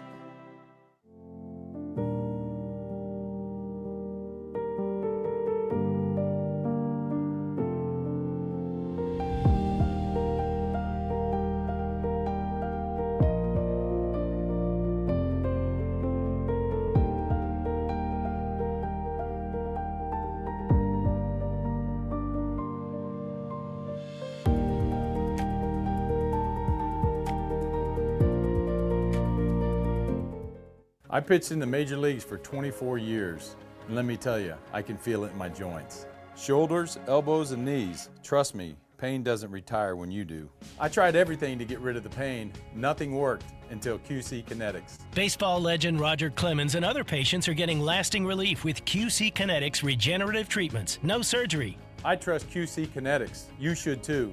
Let's commit to getting rid of all the pain. Schedule your free consultation today. QC Kinetics. Better starts here. From the TFNB Your Bank for Life studio. Now, it's time for the SMOAK Show. Presented by IdealMRI.com. Premium quality MRIs, convenient, affordable. That's ideal. And by Texas Farm Bureau Insurance. We are Texas Farm Bureau Insurance, your insurance provider built by Texans for Texans. And we've been protecting families in our great state since 1952. TFNB, your bank for life, serving Central Texans since 1889. It's time for the SMOAK Show on 365 Sports with David Smoke and Craig Smoke. And we're joined by Brandon Marcello, who has been a busy man like so many college columnists, writers, analysts, and others. He joins us on the show today. And Brandon, thank you very much. I know you've been traveling. There's so much going on. I don't know where to start, but let's start with the 2014 playoff. 3 of the Power 4 conferences say, let's do it. Notre Dame's in, and yet we know that Sankey and the SEC aren't, at least not right now, or maybe never, and ESPN doesn't want that. So what gives? Yeah, that's going to be a fascinating 2 weeks because the SEC spring meetings are coming up at the end of this month and going into early June after Memorial Day. And Greg Sankey even repeated himself, I think, on Monday at an event that they want 12 or 16. Meanwhile, everybody else either wants 24, they're fully throated endorsing that, or that's what they prefer if they can work out the logistics of it and also the money issue, because they'd have to cancel the championship games. Also, I'm sure as your viewers know, and I mean, ESPN's practically, it is a business partner with the SEC. And for that matter, the ACC, they both have ownership in their networks. They have stakes in the ACC network and the SEC network. But you have the ACC just straight up saying, hey, this is what we want, despite your best wishes and being a business partner with us, which honestly probably takes some guts in this type of climate, right? Especially if you're the ACC and, you're one of the quote unquote poor conferences among the power ranks. So yes, Greg Sankey continues to say what he says, but I could tell you, I've been reporting this since November, December, that several ADs in the SEC were warming up to the idea of 24 teams even back then. They told me that they wanted to hear more about it. A lot of the coaches, even back then, were interested in 24 in the SEC. So we'll see when everybody gets down Destin what the coaches and the ADs say in their meetings, because Greg Sankey is supposed to represent what they say, right? Mm-hmm. And what they want. But for the longest time, Sankey has made it a point to say, we either just want to stay at 12 or we want to go to no further than 16. And for any changes to happen, the Big Ten and the SEC have to see eye to eye and vote on this. And if they don't see eye to eye, it doesn't matter what anybody else thinks. If they don't see eye to eye, this thing will just stick at 12. Brandon, how much of ESPN not being in favor is just they don't have the room and they have all of the control of it right now, and they would have to cede some of that control to accommodate a larger playoff? That's certainly part of the thinking from the folks I've spoken to for the last several months. They have exclusive rights to the CFP. Now, you mentioned the inventory part of it. Of course, they're the major partner with the NFL right now. And when you get deeper into December, those games become more important. You start getting into the playoffs for the NFL. And we've seen it. ESPN has been sub-licensing some of their games in the CFP over to TNT. In fact, this upcoming year, I believe, is when they actually will broadcast some semifinal games. So very important games, not these first-round games anymore. So, this is a situation where if they even went to 24 teams and ESPN's like, we want to remain the sole rights holder on this, I would find it surprising that they keep all those games in their inventory. I would think they probably try to sub-license that. So that's the bet being made by all these other conferences outside the SEC, that they're going to open this thing up to bid. Multiple broadcast partners will become involved, and that's how you get more money and be able to make themselves whole, because you get rid of these conference championship games. We're talking hundreds of millions of dollars combined among these power conferences and TV rights that they would lose. Brandon, one of the notes from this week that popped out at me, Craig Bull, who's a mile down the road at the AFCA, they released that, what would you call it, Craig? Some suggestions or whatever for college football moving forward, and mentioned 24 teams. And then Sankey like said he was kind of perturbed in a way that Craig didn't reach out to him and give him a heads up on what the AFCA was going to recommend. I know how powerful he is in this situation, but that just seemed like he's looking for sometimes a fight. I've been talking about this with my colleagues and coaches and ADs, and Greg Sankey, the tenor of his comments the last several years has certainly changed. When it comes to just like, he feels like he should be looped in on every single thing that's going on in college sports. Mm-hmm. And yes, I understand that desire. I mean, I'm a reporter and I wish I knew everything, but guess what? that doesn't happen. It doesn't happen that way. You're the SEC commissioner. You're not the boss of 138 FBS coaches. Now, maybe it should have been up to his coaches in the SEC to say, hey, by the way, we're voting on this and it's coming down the pipeline. For someone as connected as Greg Sankey, I say that to say that like he shouldn't be expecting leaders that represent coaches in other conferences and everything to be saying, hey, we're going to do this before you hear about it. And for that matter, what would it have mattered if they told him beforehand? Was he going to try and make them quiet? He didn't want that out there. You can't control every single thing. And, I've certainly have noticed it. I've been covering college football for the better part of the last 17, 18 years. And I've noticed a change in Greg Sankey the last 4 to 5 years. It's really since the pandemic shortened season. I don't know why, but that's just how he is. And I can tell you that the coaches there in the SEC have seen it too. This isn't just me talking. This is all informed opinion based off of people I've been talking to for years.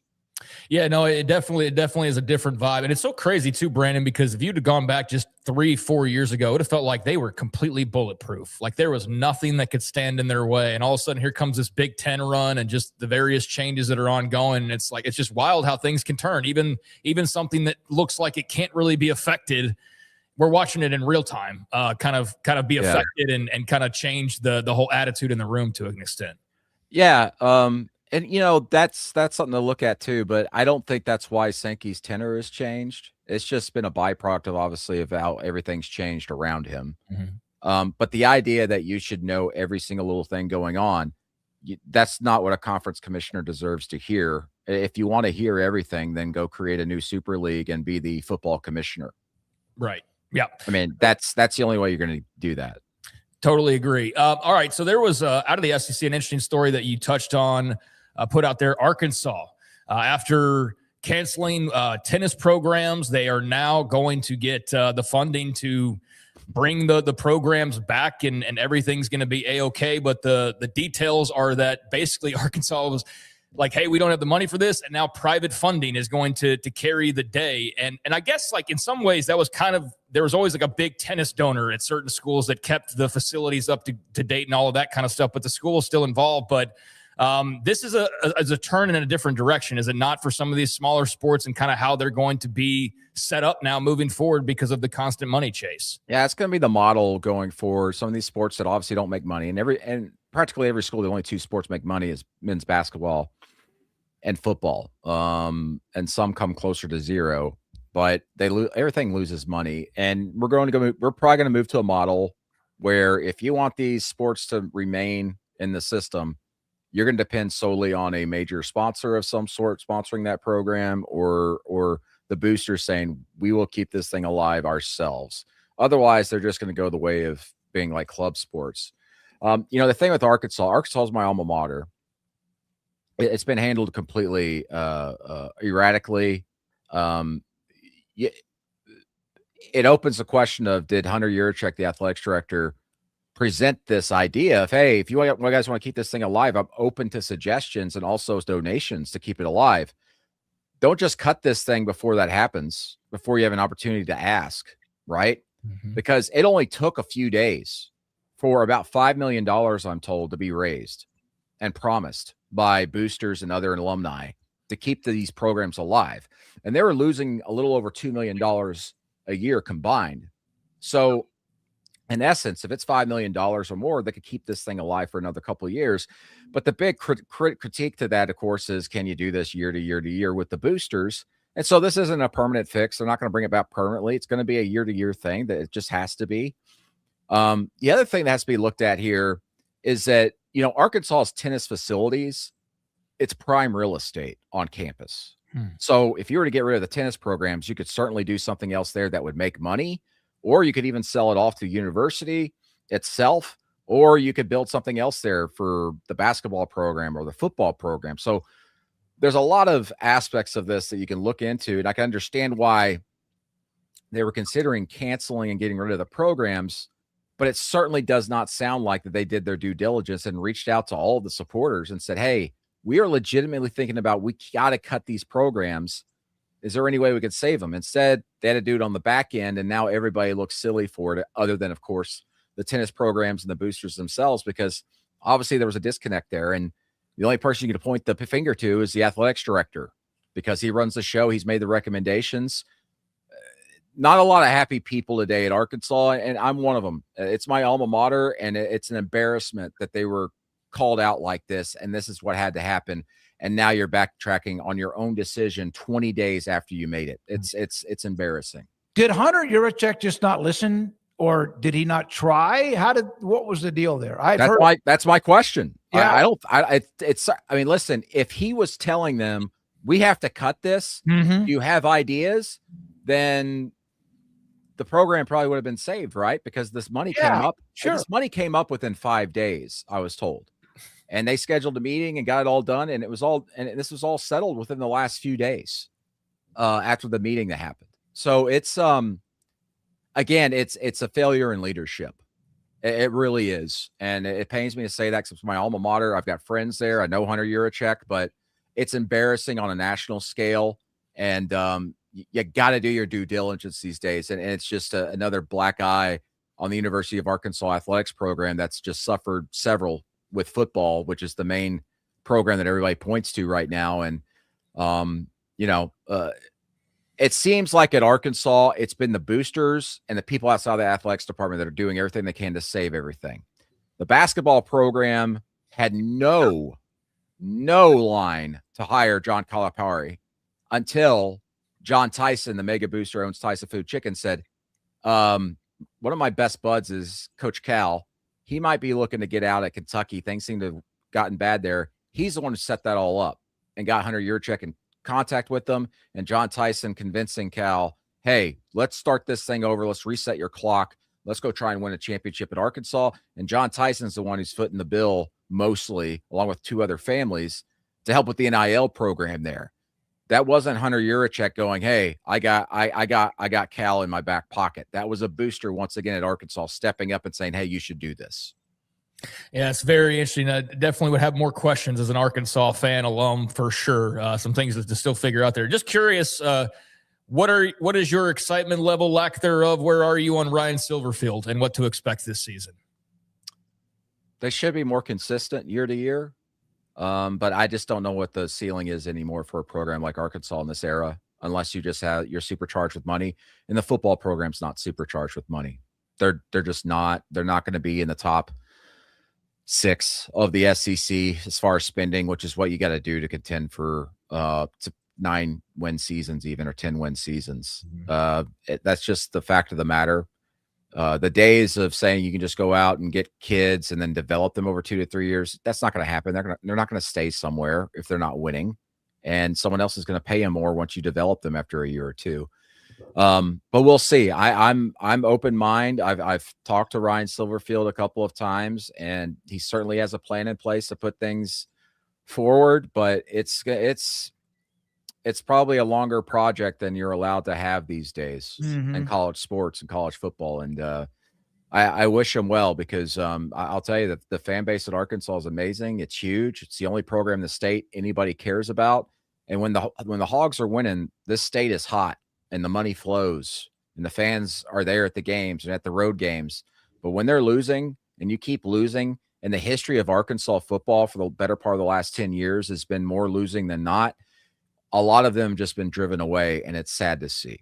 And that's sad to hear. I actually have like my grandfather played baseball at Arkansas, and we used to have family reunions almost every summer in Hot Springs Village, and just have a fond spot in my heart for Arkansas. So it's kind of tough to hear that, but it's also Coach Pittman's in the Hot Springs right now, retired. He's got a lake house there, so he's taking Arkansas's money and just chilling. Awesome. I would love that. All right, so you spoke about money.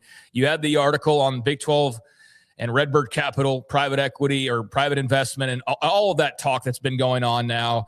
At this point, almost every team's on the record that they're not going to accept, at least right now, the offer from Redbird. What did you learn, or what did you kind of take away from just these discussions, and what do they mean, I guess maybe not even near term, but long term? Like, just kind of how did you digest and break down what all this means, if anything? Yeah, so I talked to the Redbird folks. We're an exclusive interview. We're only people are able to talk to them, and you know, they made very clear that they don't really care if the programs take the money and take that line of credit, so to speak. The purpose of their partnership is a 5-year deal with the Big 12 itself, and an infusion of $12.5 million into the Big 12 ecosystem, so they can create new businesses around the Big 12 that can draw revenue, and then they could take that revenue and spread it out among all the teams in the conference office. This credit line stuff is kind of just the optional portion of this deal, and it's only good for a year. So after a year, that goes away. You can't take money out. But the bigger part of the deal, the $12.5 million infused in the Big 12, that goes for 5 years.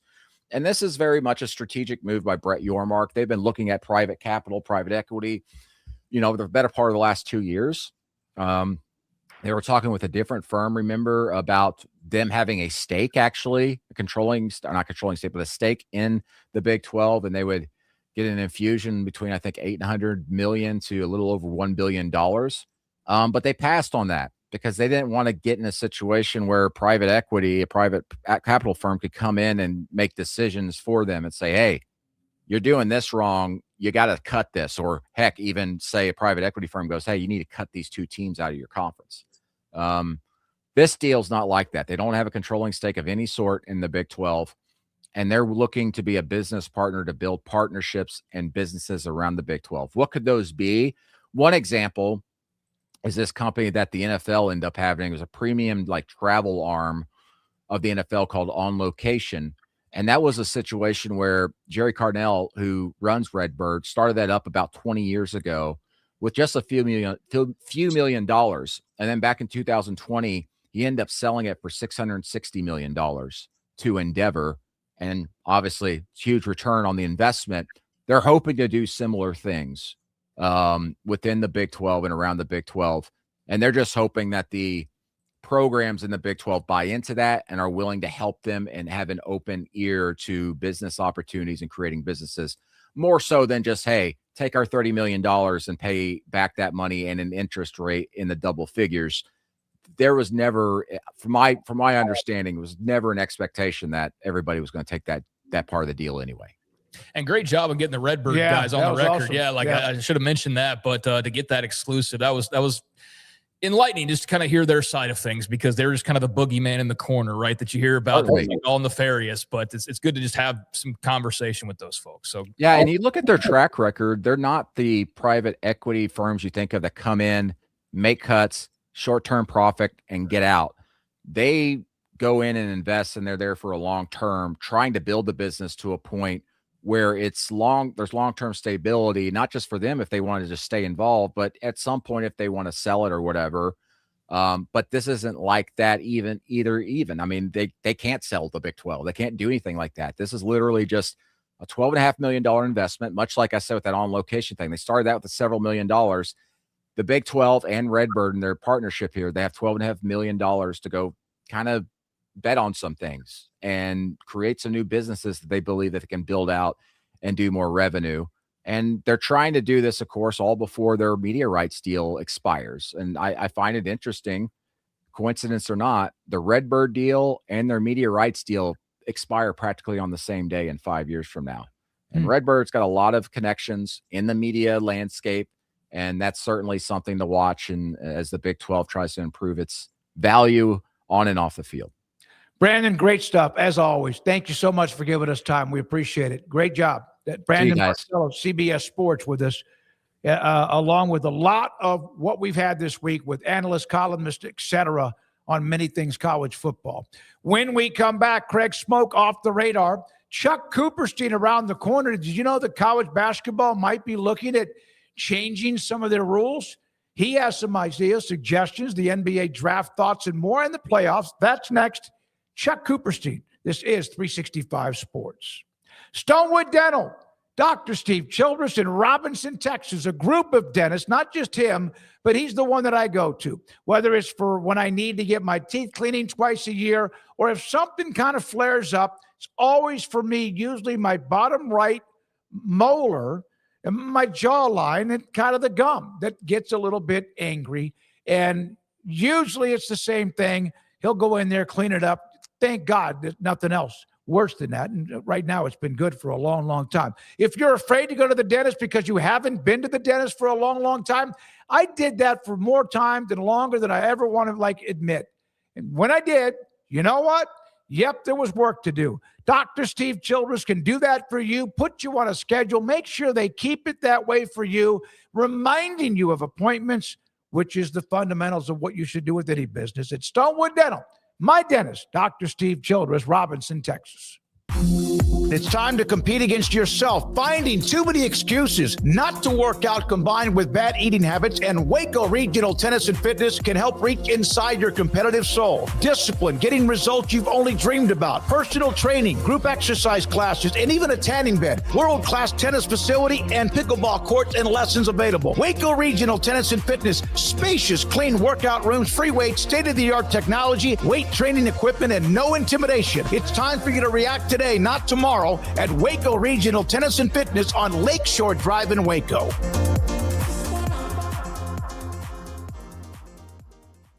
Declaration of Deals is at Allen Samuels in Waco. Get $11,000 off a new Ram 1500 Lone Star, plus 2.9% for 72 months. And America's best full-size truck powertrain 10-year, 100,000-mile limited warranty at Allen Samuels in Waco.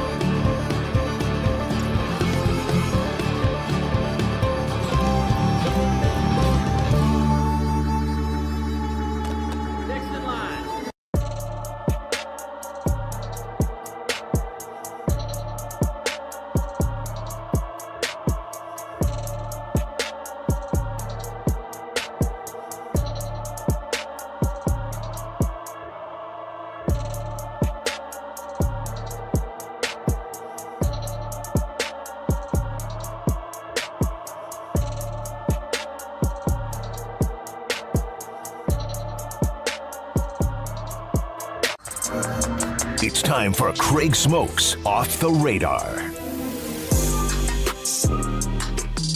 Welcome back to 365 Sports. Appreciate you being with us this afternoon or whenever you're watching these videos and being a part of the show. It's always much appreciated, especially during the dog days of the college football offseason, even though there's still no shortage of things to talk about, obviously. But looking forward to talking to some games and matchups and things like that in the not too distant future. But some things going on outside of college football to discuss, although I have to mention one story because we didn't get to it in the headlines segment.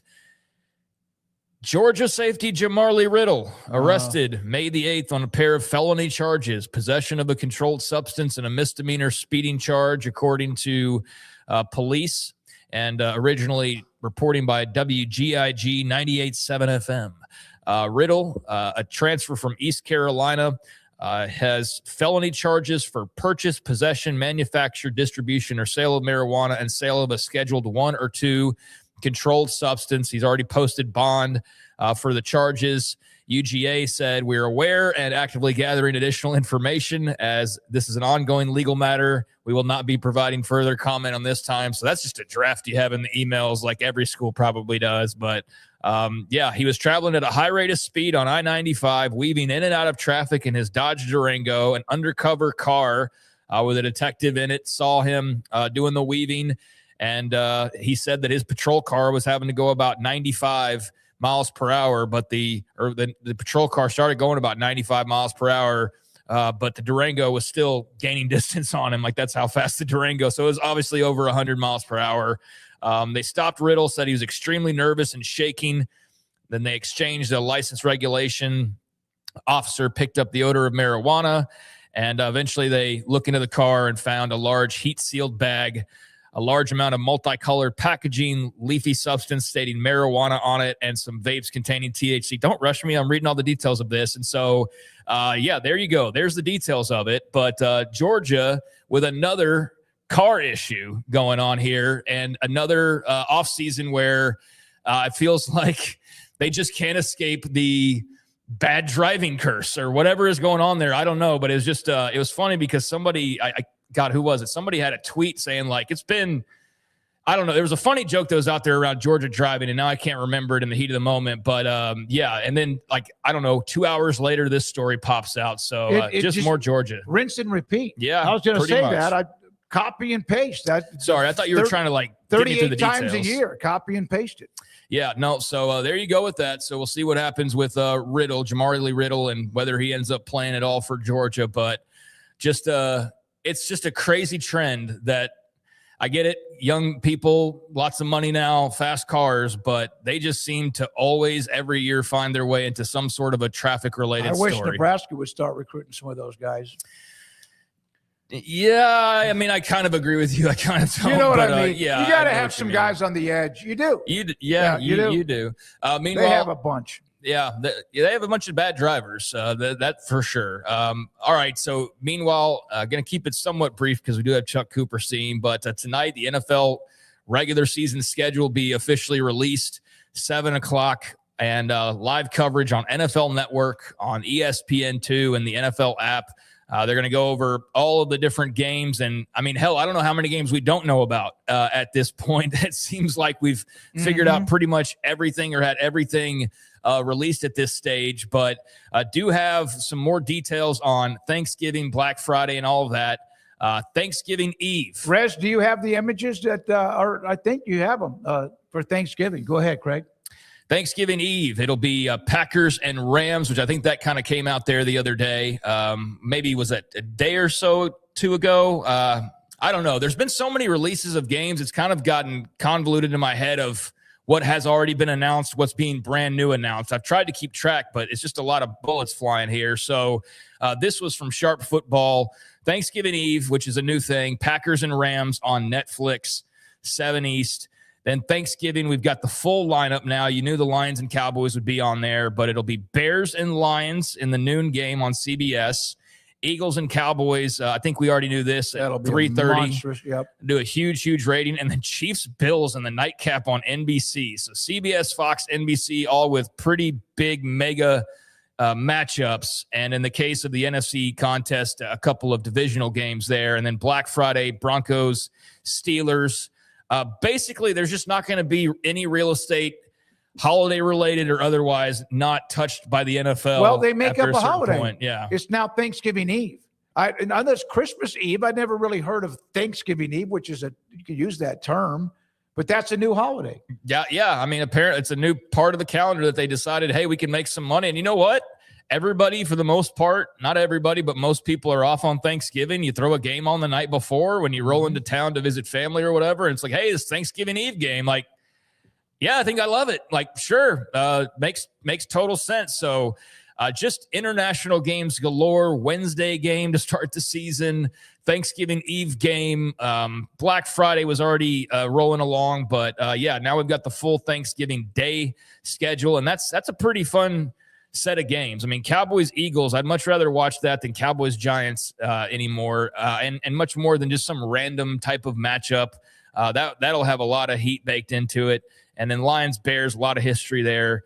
Going to be a fun deal, but the full NFL schedule release is coming out later tonight at 7:00 Central Time. So if you're into that sort of thing, you can check out all the matchups for your team upcoming.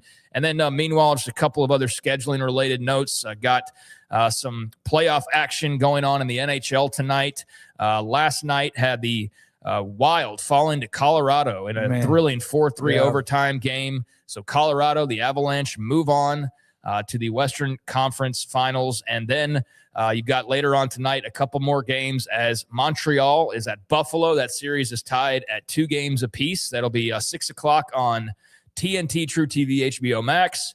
And then in the nightcap at 8:30, same networks, Vegas at Anaheim. Vegas on the road trying to close that out as they are up 3-2. So Montreal Buffalo still has a couple of games to go, but somebody will take the lead there. And then Vegas trying to close out the Ducks and go ahead and move on to the next round. So that's where we are at this point with the NHL playoffs. Avalanche have booked their ticket into the conference finals on the western side. The Hurricanes have booked their ticket on the eastern side. And so now we await these remaining matchups to see who their opponents will be. And then we're nearly at the Stanley Cup at that point. And then nothing in the NBA tonight as no games lined up. But last night you had Cleveland and Detroit overtime victory for the Cavaliers, 117-113.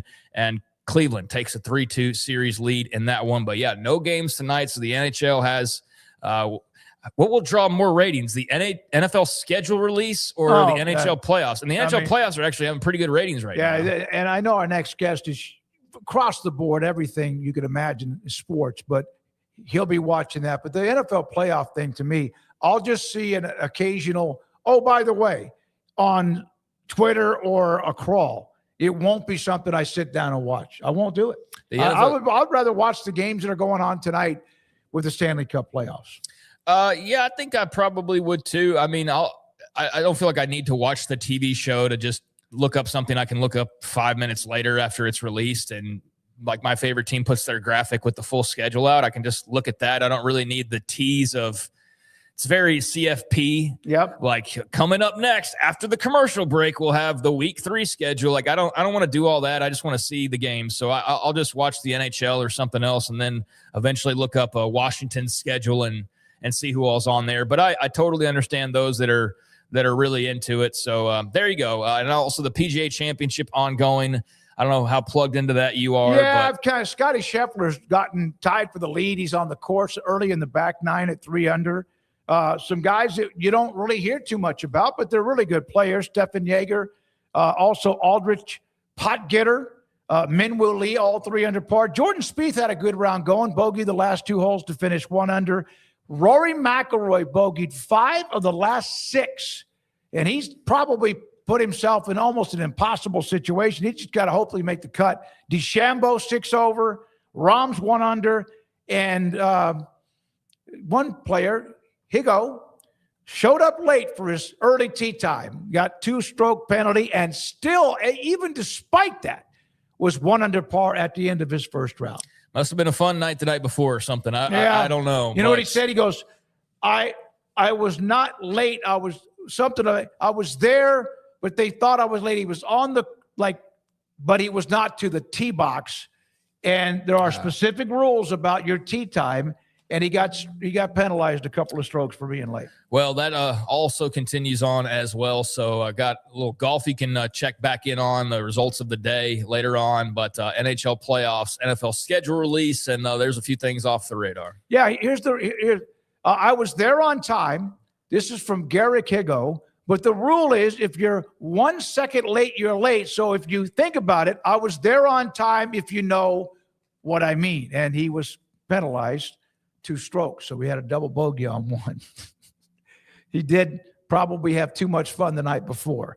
All right, when we come back, we'll ask Coop about that. Many things, the Stanley Cup playoffs, the NBA playoffs, the draft and more, the NFL release. Chuck Cooperstein, he's next. This is the Smoke Show on 365 Sports.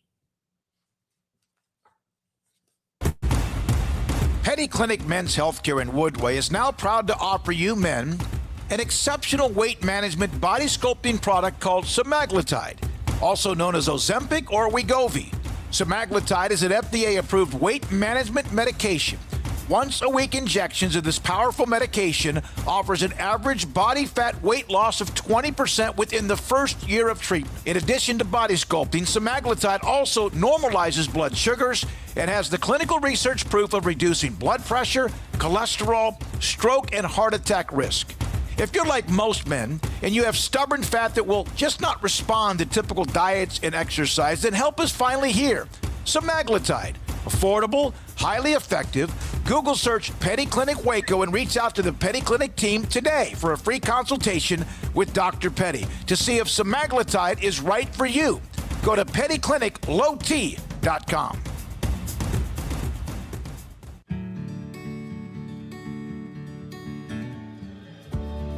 Whatever it is you wrangle,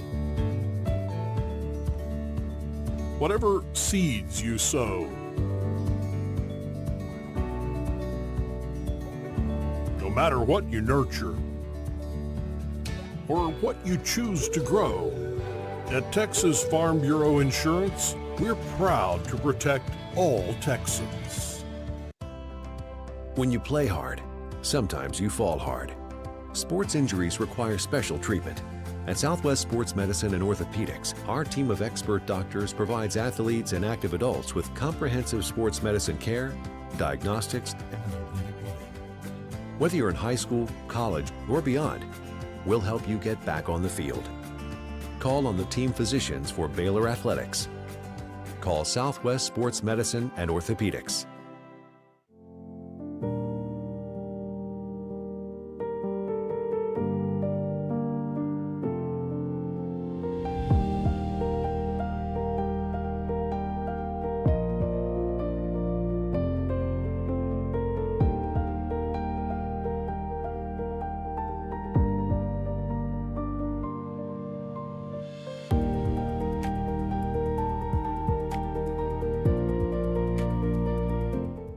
I pitched in the major leagues for 24 years, and let me tell you, I can feel it in my joints. Shoulders, elbows, and knees. Trust me, pain doesn't retire when you do. I tried everything to get rid of the pain. Nothing worked until QC Kinetics. Baseball legend Roger Clemens and other patients are getting lasting relief with QC Kinetics regenerative treatments. No surgery. I trust QC Kinetics. You should too. Let's commit to getting rid of all the pain. Schedule your free consultation today. QC Kinetics. Better starts here. From the TFNB Your Bank for Life studio. Now, it's time for the SMOAK Show. Presented by IdealMRI.com. Premium quality MRIs, convenient, affordable. That's ideal. And by Texas Farm Bureau Insurance. We are Texas Farm Bureau Insurance, your insurance provider built by Texans for Texans. And we've been protecting families in our great state since 1952. TFNB, your bank for life, serving Central Texans since 1889. It's time for the SMOAK Show on 365 Sports with David Smoke and Craig Smoke.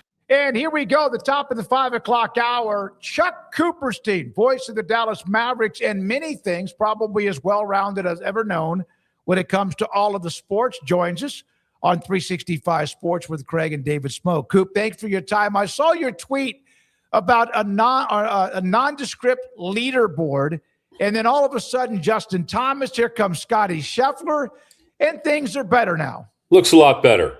Definitely looks a lot better. Scheffler's played great today. Goodness, he's hit every fairway. Fairways are pretty generous at Aronimink anyway. Looks like he's putting great. And again, he's far and away the player to beat. And if now again, the field is pretty tightly bunched here. I mean, there are I think 32 players within 2 shots of the lead, and there are several big names in that mix.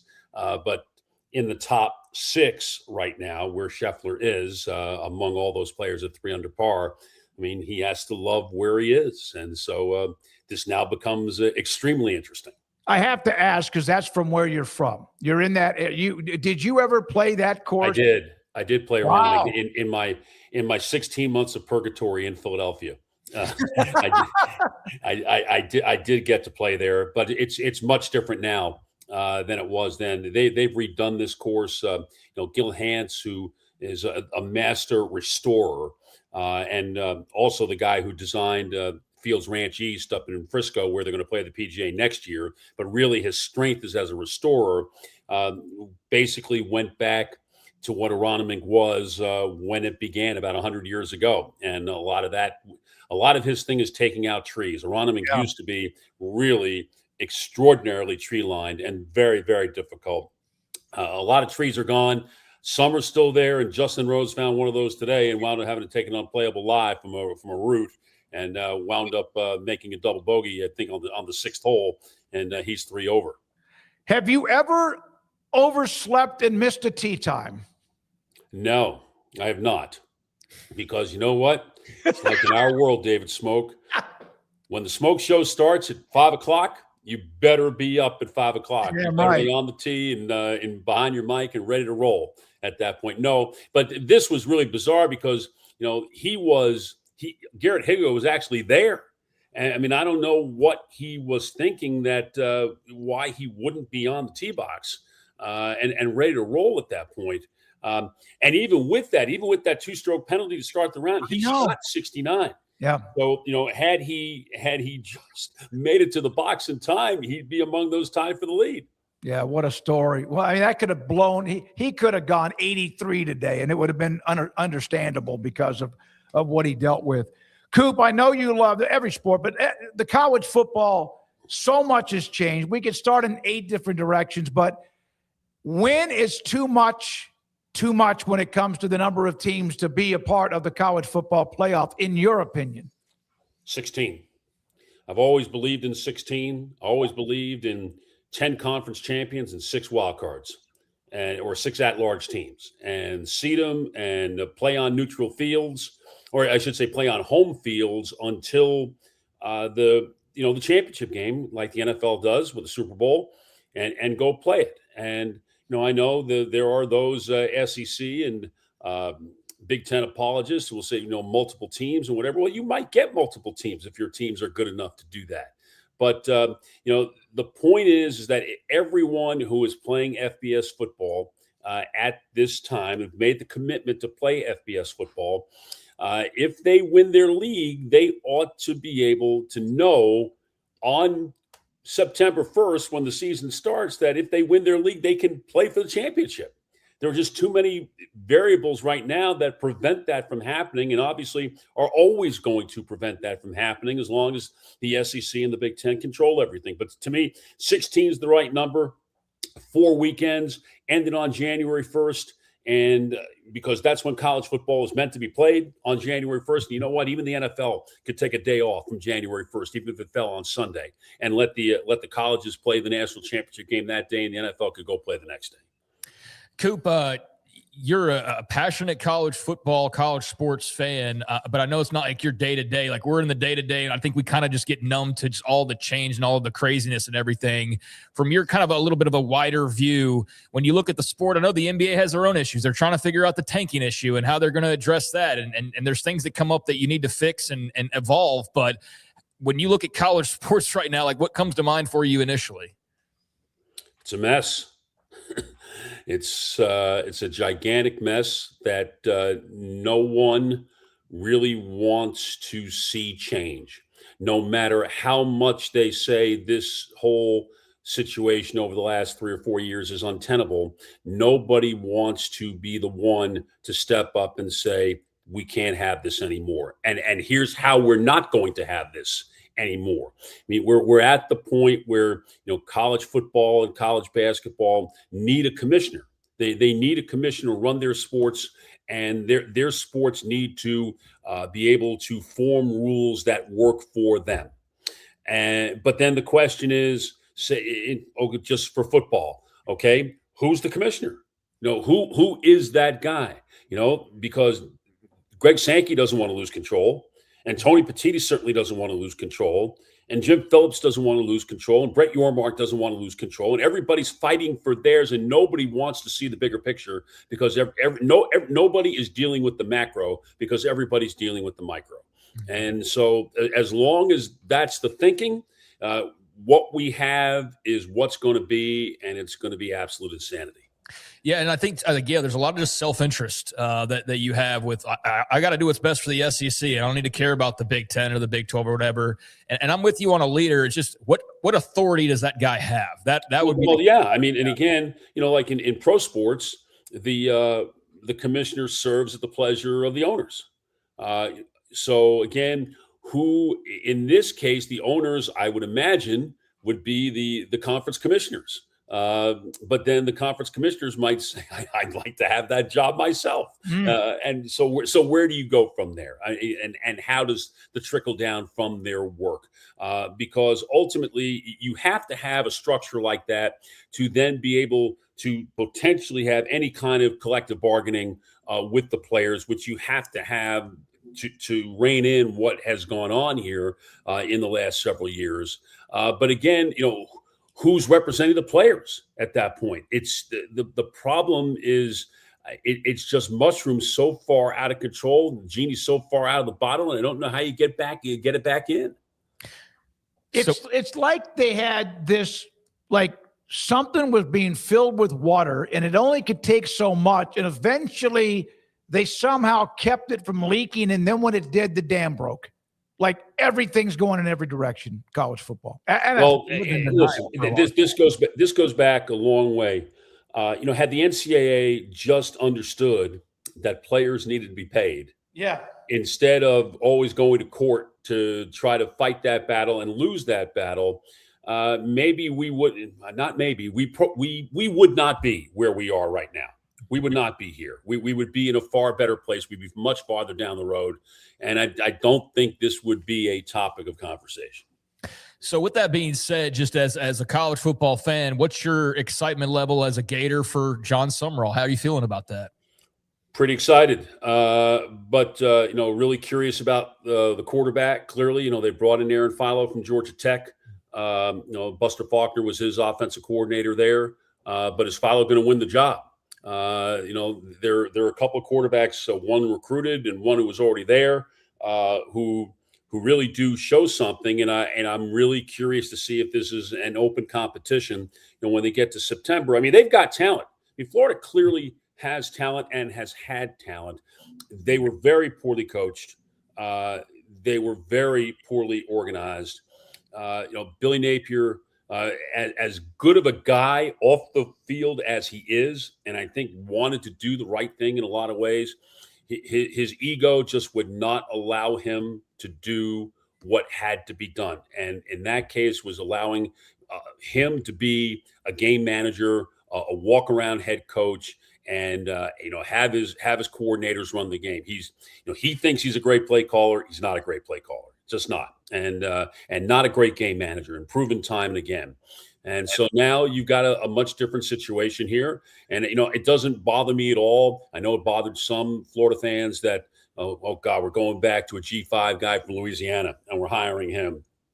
When you've won at two different places like John Sumrall has, when you have the SEC background that he has, I think the stage is set for far greater improvement, and it needs to be, because while their schedule is not quite as difficult as it's been the last couple of years, it's still going to be pretty hard.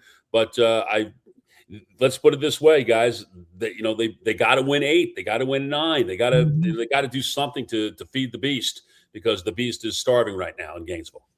Coop, and I know the playoffs are going on. We'll ask you about that in a second, the NBA, but the NCAA Rules Committee, I saw you respond to this.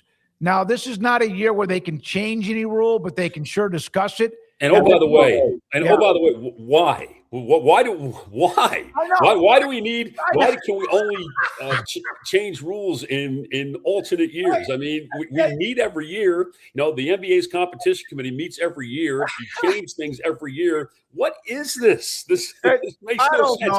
I'm sorry I interrupted. Go ahead. But that's like. Wait a minute. Why? It's like, just change it if it needs to be changed. And there's all sorts of thoughts. But you brought up the 4 quarters. Yeah. And going to some of the European basketball, international basketball, when it comes to widening the lane to free up the spacing in the game. Your thoughts? Well, again, the widening of the lane would be to the NBA lane. of 16 feet, which is what FIBA adopted. Remember, for years, FIBA had the trapezoid lane. Yep. And then FIBA, I want to say it was in 2000, adopted the NBA lane of 16 feet. In college basketball, the lane is 12 feet wide. The charge circle underneath the basket's a lot smaller too.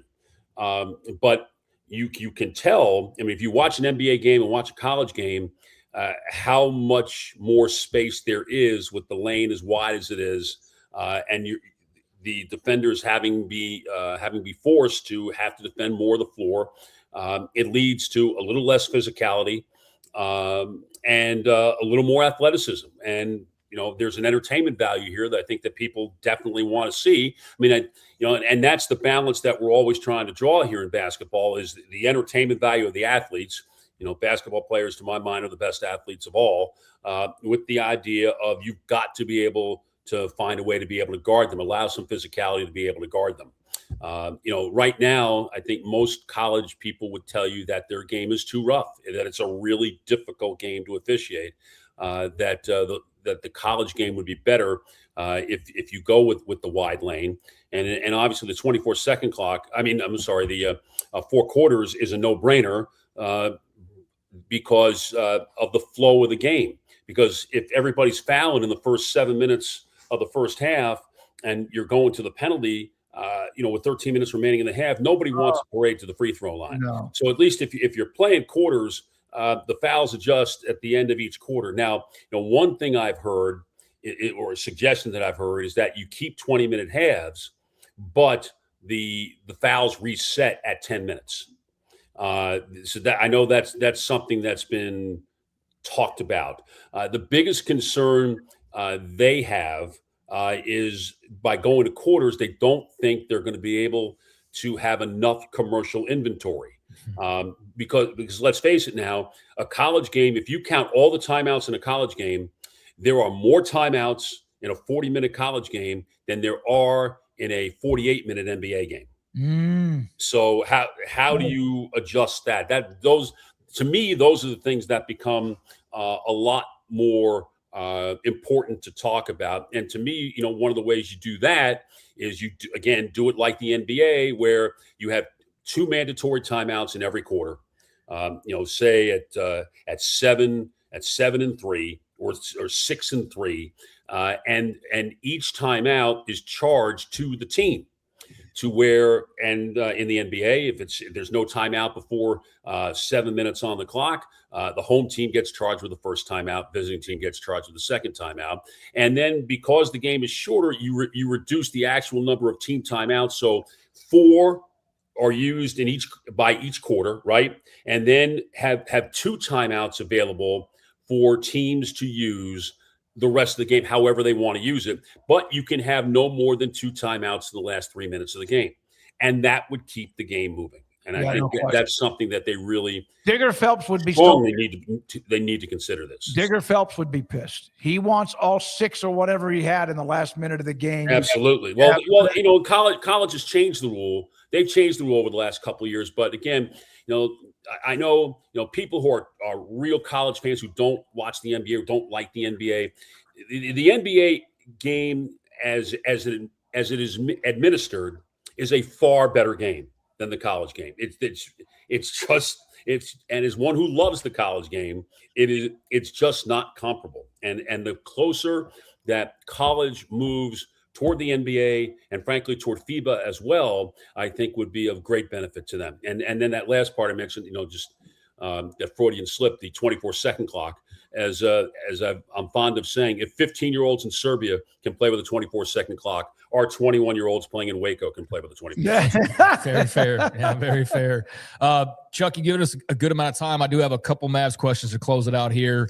Before we get into some of the things that have happened as of late, as far as a new president and the lottery, just how much fun did you have watching Cooper Flagg win Rookie of the Year this season?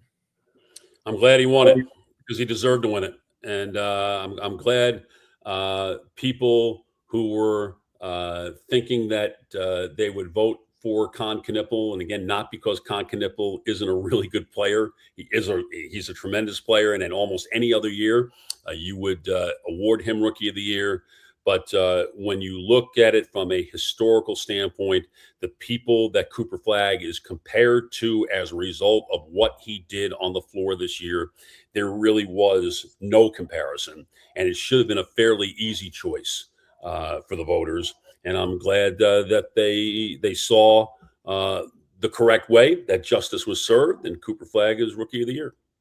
Yeah, it was incredibly fun to watch him, even though the team had some trouble. So now they had high lottery hopes. They end up with the number 9 overall pick. Got a new president in town introduced last week with a lot of history in the NBA.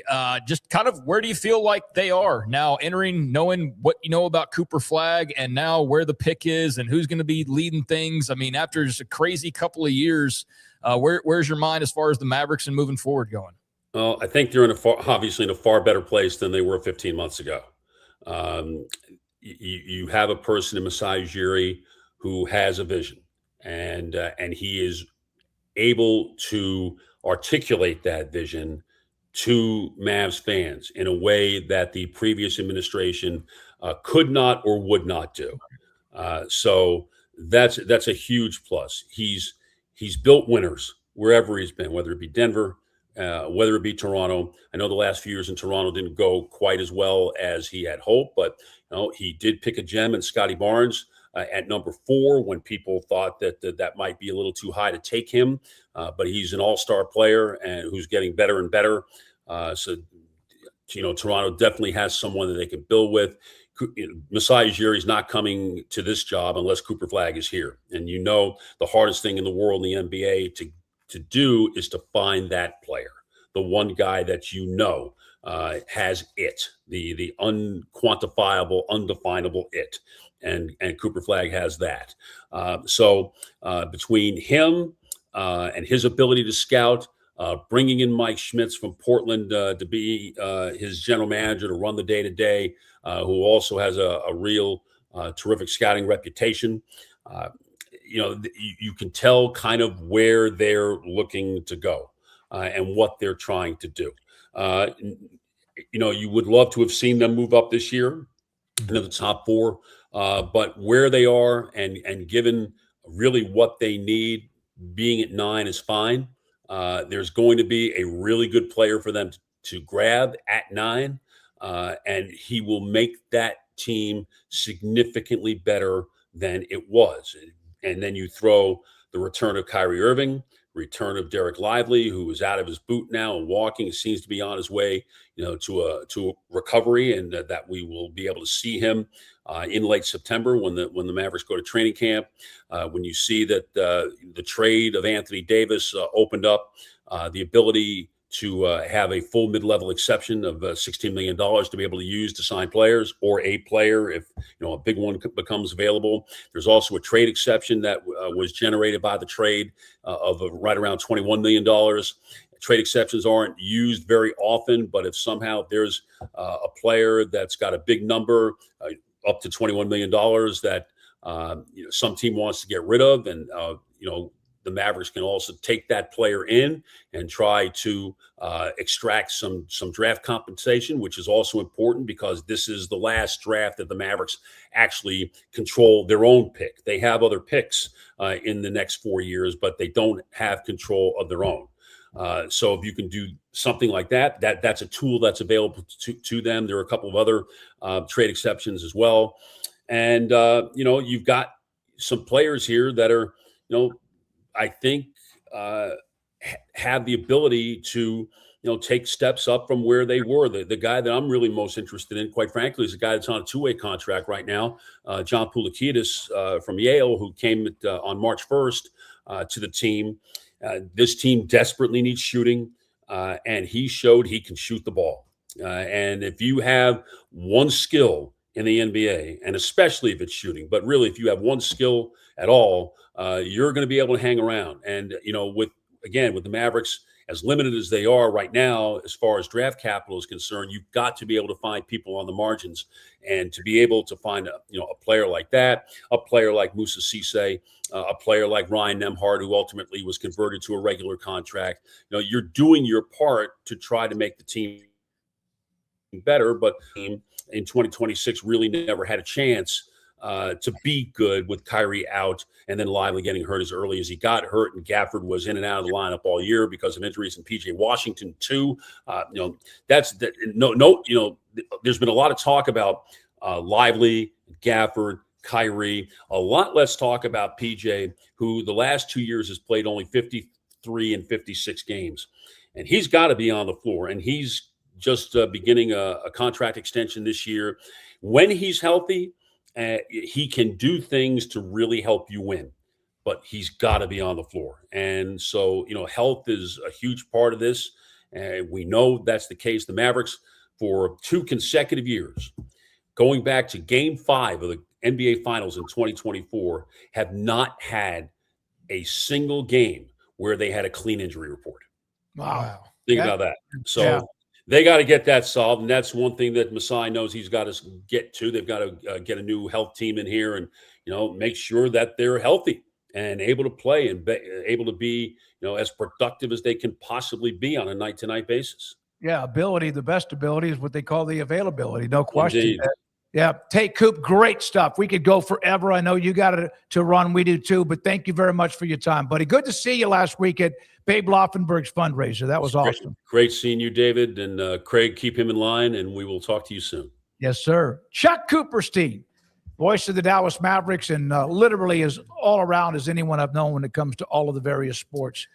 And thanks for his time. Yeah, I mean, we could easily go on to talk about Caleb Downs and Cowboys and but Debanza, Peterson, whether the Rangers Stadium broke their offense. Like a lot of different routes that we could go there. But I do think as a now detached former Mavericks fan, because of what went down a couple of years ago, Cooper Flagg's freaking awesome. And I do think that they're making some moves that I think will benefit them. And I'm excited for the Mavericks fans, because Lord knows they deserve it after the last couple of years of just being treated like absolute garbage, and just the way the franchise was ran, just by absolute morons there with some of the decision making.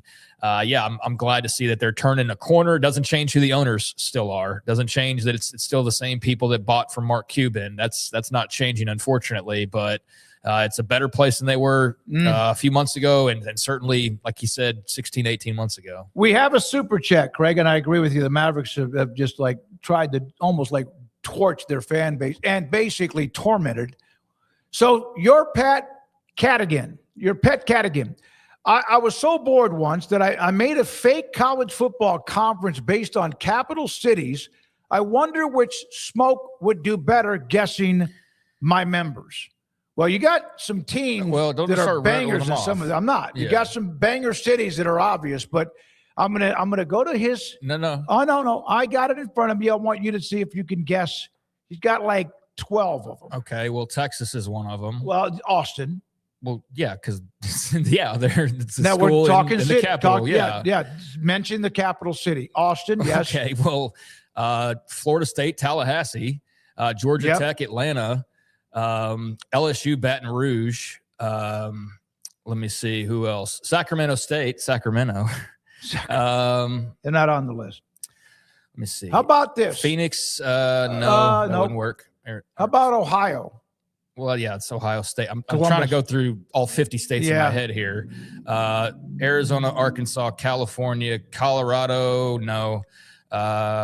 Delaware, no. Florida, already said Florida State. Georgia would have Georgia Tech. Hawaii, is Hawaii on there? No. Honolulu, Idaho, no. He's got Boise. State. Yeah, Boise State. Boise, yep. Yeah, Boise State would be on there. Nothing in Springfield, I don't think. Illinois, Indianapolis, Indiana. Don't see it. Des Moines, Iowa. Don't see it. Topeka, Kansas. Don't see it. Frankfort, Kentucky. Don't see Baton Rouge, I said LSU. No. Augusta, Maine, no. Annapolis, Maryland, Naval Academy. Maryland Naval Academy, pretty good. Top 25 last year a lot. Boston College. He does not have them on their list, though. He did not include them. He only has okay. Boston College would be on there, I would think. Lansing, Michigan. Does East Lansing count? Or is that separate? I honestly don't know, so I guess they're not on there. Doesn't have either one of them. Okay. Minnesota, St. Paul. Minneapolis. Well, the capital is St. Paul. Yeah, he has Minneapolis, St. Paul. I wonder if that's kind of like the Twin Cities. Yeah, it is. That's why they it call is the it. Twin Cities, yes, So but they're different cities. He has Minneapolis on there. Okay. St. Paul's the capital, though, and they are the Twin Cities, but they are separate cities. So Yeah. that one has an asterisk by it. Hey, your pet cat again? We got to figure that one out. Go ahead. So Jackson, Mississippi would not have anybody. Jefferson City, Missouri would not have anybody. Is it Jefferson City, Missouri? Or, yeah, okay. He has Columbia. When are you going to learn to stop doubting me on this here? He has Columbia listed. That's not the capital unless of Missouri. That's for like dope. Okay, go ahead. That's not the capital of Missouri. Right. Helena, Montana has nobody. Lincoln, Nebraska would be out there, obviously. Nothing for Carson City, Nevada. Concord, New Hampshire, no. New Jersey and Trenton, no. Albany, New York, no. New Mexico, Santa Fe, no. North Carolina would be Raleigh. They got Raleigh on here. So that would be what? That's NC State. NC State, yeah. North Dakota, no. Ohio State. Oklahoma, no, because it's Oklahoma City. Salem, Oregon, no. Harrisburg, Pennsylvania, no. Providence, Rhode Island. Don't see him on here. That's basketball, yeah, that'd not be football. basketball. Yeah. South Carolina's Columbia, so South Carolina would be on there. That's who he was talking about, not Columbia, Missouri. Columbia, South Carolina. Yeah. Okay. South Dakota, Pierre would have nobody. Nashville, Tennessee would have Vanderbilt. Austin, Texas, as we said. Yep. Salt Lake City, Utah would be on there. Montpelier, Vermont would not have anybody. Richmond, Virginia. Not listed. Would not have anybody. Olympia, Washington, no. No. Madison would have Wisconsin. Yep. Cheyenne, Wyoming. No. And I might be missing one. Alaska. Juneau. Yeah, they don't have anybody. No. All right. Rhode Island, South Carolina. Very South nice. Carolina, Thanks for the Tennessee, super Utah, chat. Vermont, Craig, Virginia, rattle them off. If you can do that damn song. I think I say West Virginia, but they wouldn't have anybody there as well because that's. Did you mention Seattle? What's Washington City? Washington is Olympia. Okay, well he had Seattle on there. And Okay, West Virginia is not Morgantown. Thank you it's for the Charleston, super chat. So, yeah. Let's spin the wheel. So did I get like all of them on there? Got about the ones you do. Yeah, the ones you mentioned. They're all on there. Yep. All right. He's got a couple of cities that like Seattle, which has to be Does anybody want to doubt whether I know my state capitals now after that little exchange? Hell, I'm never going to bring it up again. Yeah, think I can do that? I know you have that song you can sing or whatever it is real quickly. All right, No, to that's the wheel. not for capitals though. Let's go to the wheel.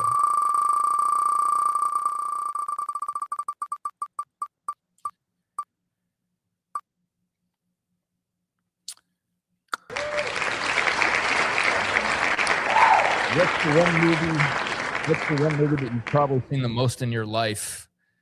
And by the way, the song is for the states. It's not for the capitals. That's the Alabama, Alaska, Arizona. Yeah. That's that thing.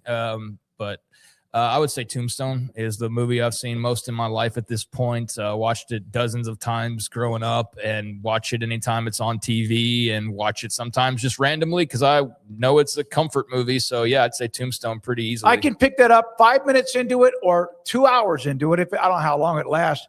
The next one behind that would be Saving Private Ryan, but that's a lengthy movie. But there are times when I see it pop on and I'm going to sit there and watch the rest of it. So, but Tombstone is as phenomenal a movie, and we both love it.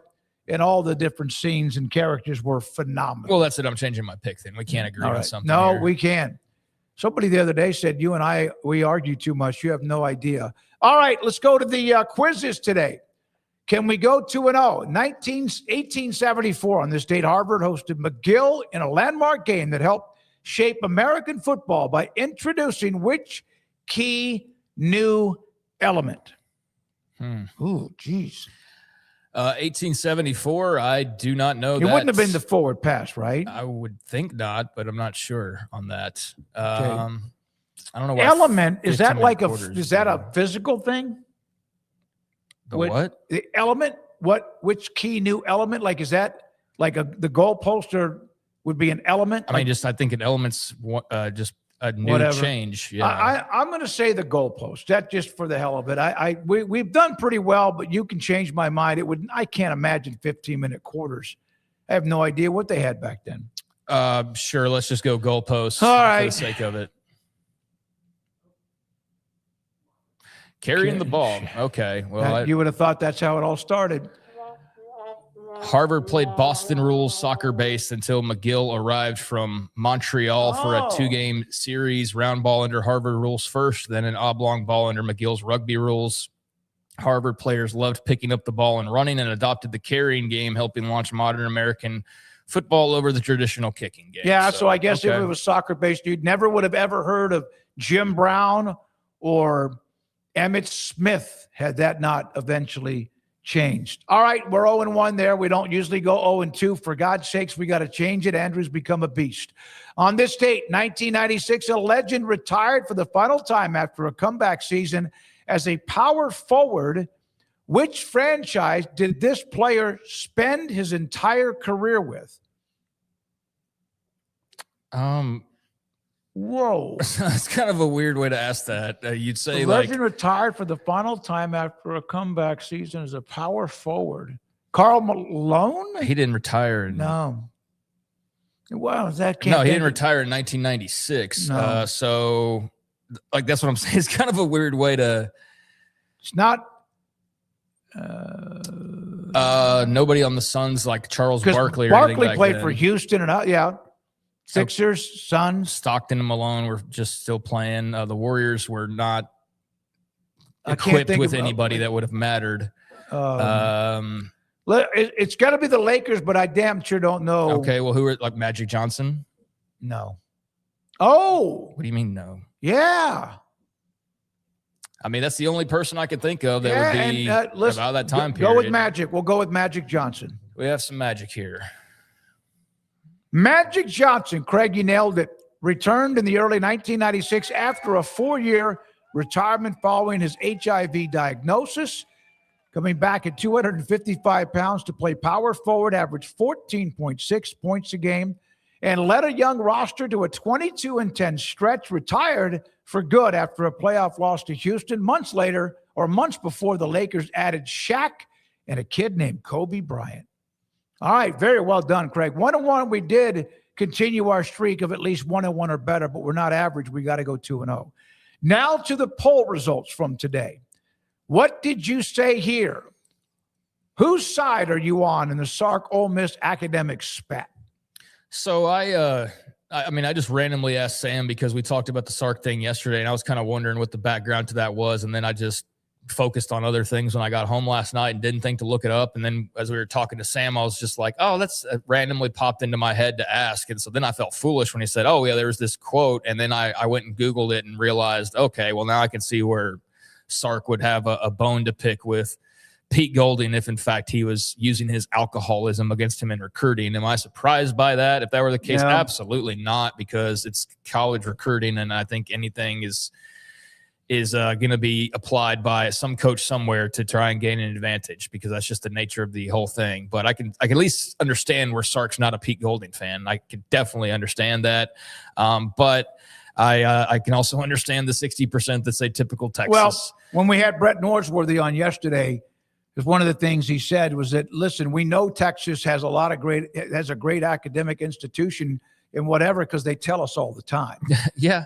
There's I'd brag about it too, though, to be fair. No, I mean, if I had the best of everything, I would say, hey, we're not just a one-trick pony and we're just a good football program. We have world-class. I mean, that's selling your school. But no, I understand the sentiment and the whole ears and now kind of attitude that comes off of some Texas folks. So, I think I'm not surprised with our audience and just in general to see typical Texas all talk, no wins. Yeah, there's some of that. But I also agree with a lot of what Sark had to say. I don't think he had to go there, but then he felt like it was time. Yeah, I mean, once I learned kind of some of the background, it made more sense. I wish I would have known that background when I first saw that quote. Then I could put two and two together a little better. 60%. Typical Texas, all talk, no wins. 40% said Sark's telling the truth. Now, the last poll question from Andrew Jiu-Jitsu Valet. How many regular season wins? Are we in a UT frame of mind today? How many regular season wins will Texas finish in 2026? Now, again, this does not include anything else other than the 12 regular season games, and 40% say 10. That's the leader just ahead of 8 and 9.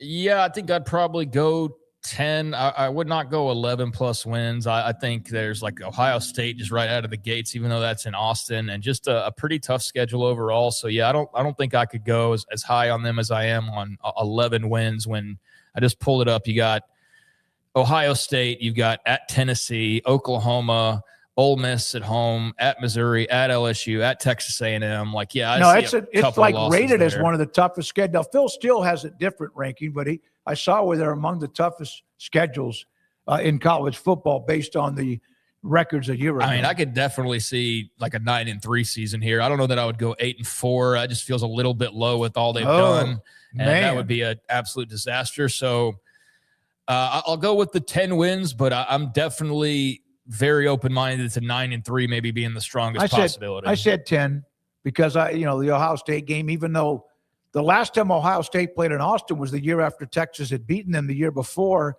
and it was a young kid named Colt McCoy at quarterback, and I was at that game, and Ohio State won that game the year after they had lost to Texas in Columbus. All right, 40%, 10 wins and 32%, combined 72%. The 8-9 wins, there'll be some people kind of a little bit angry.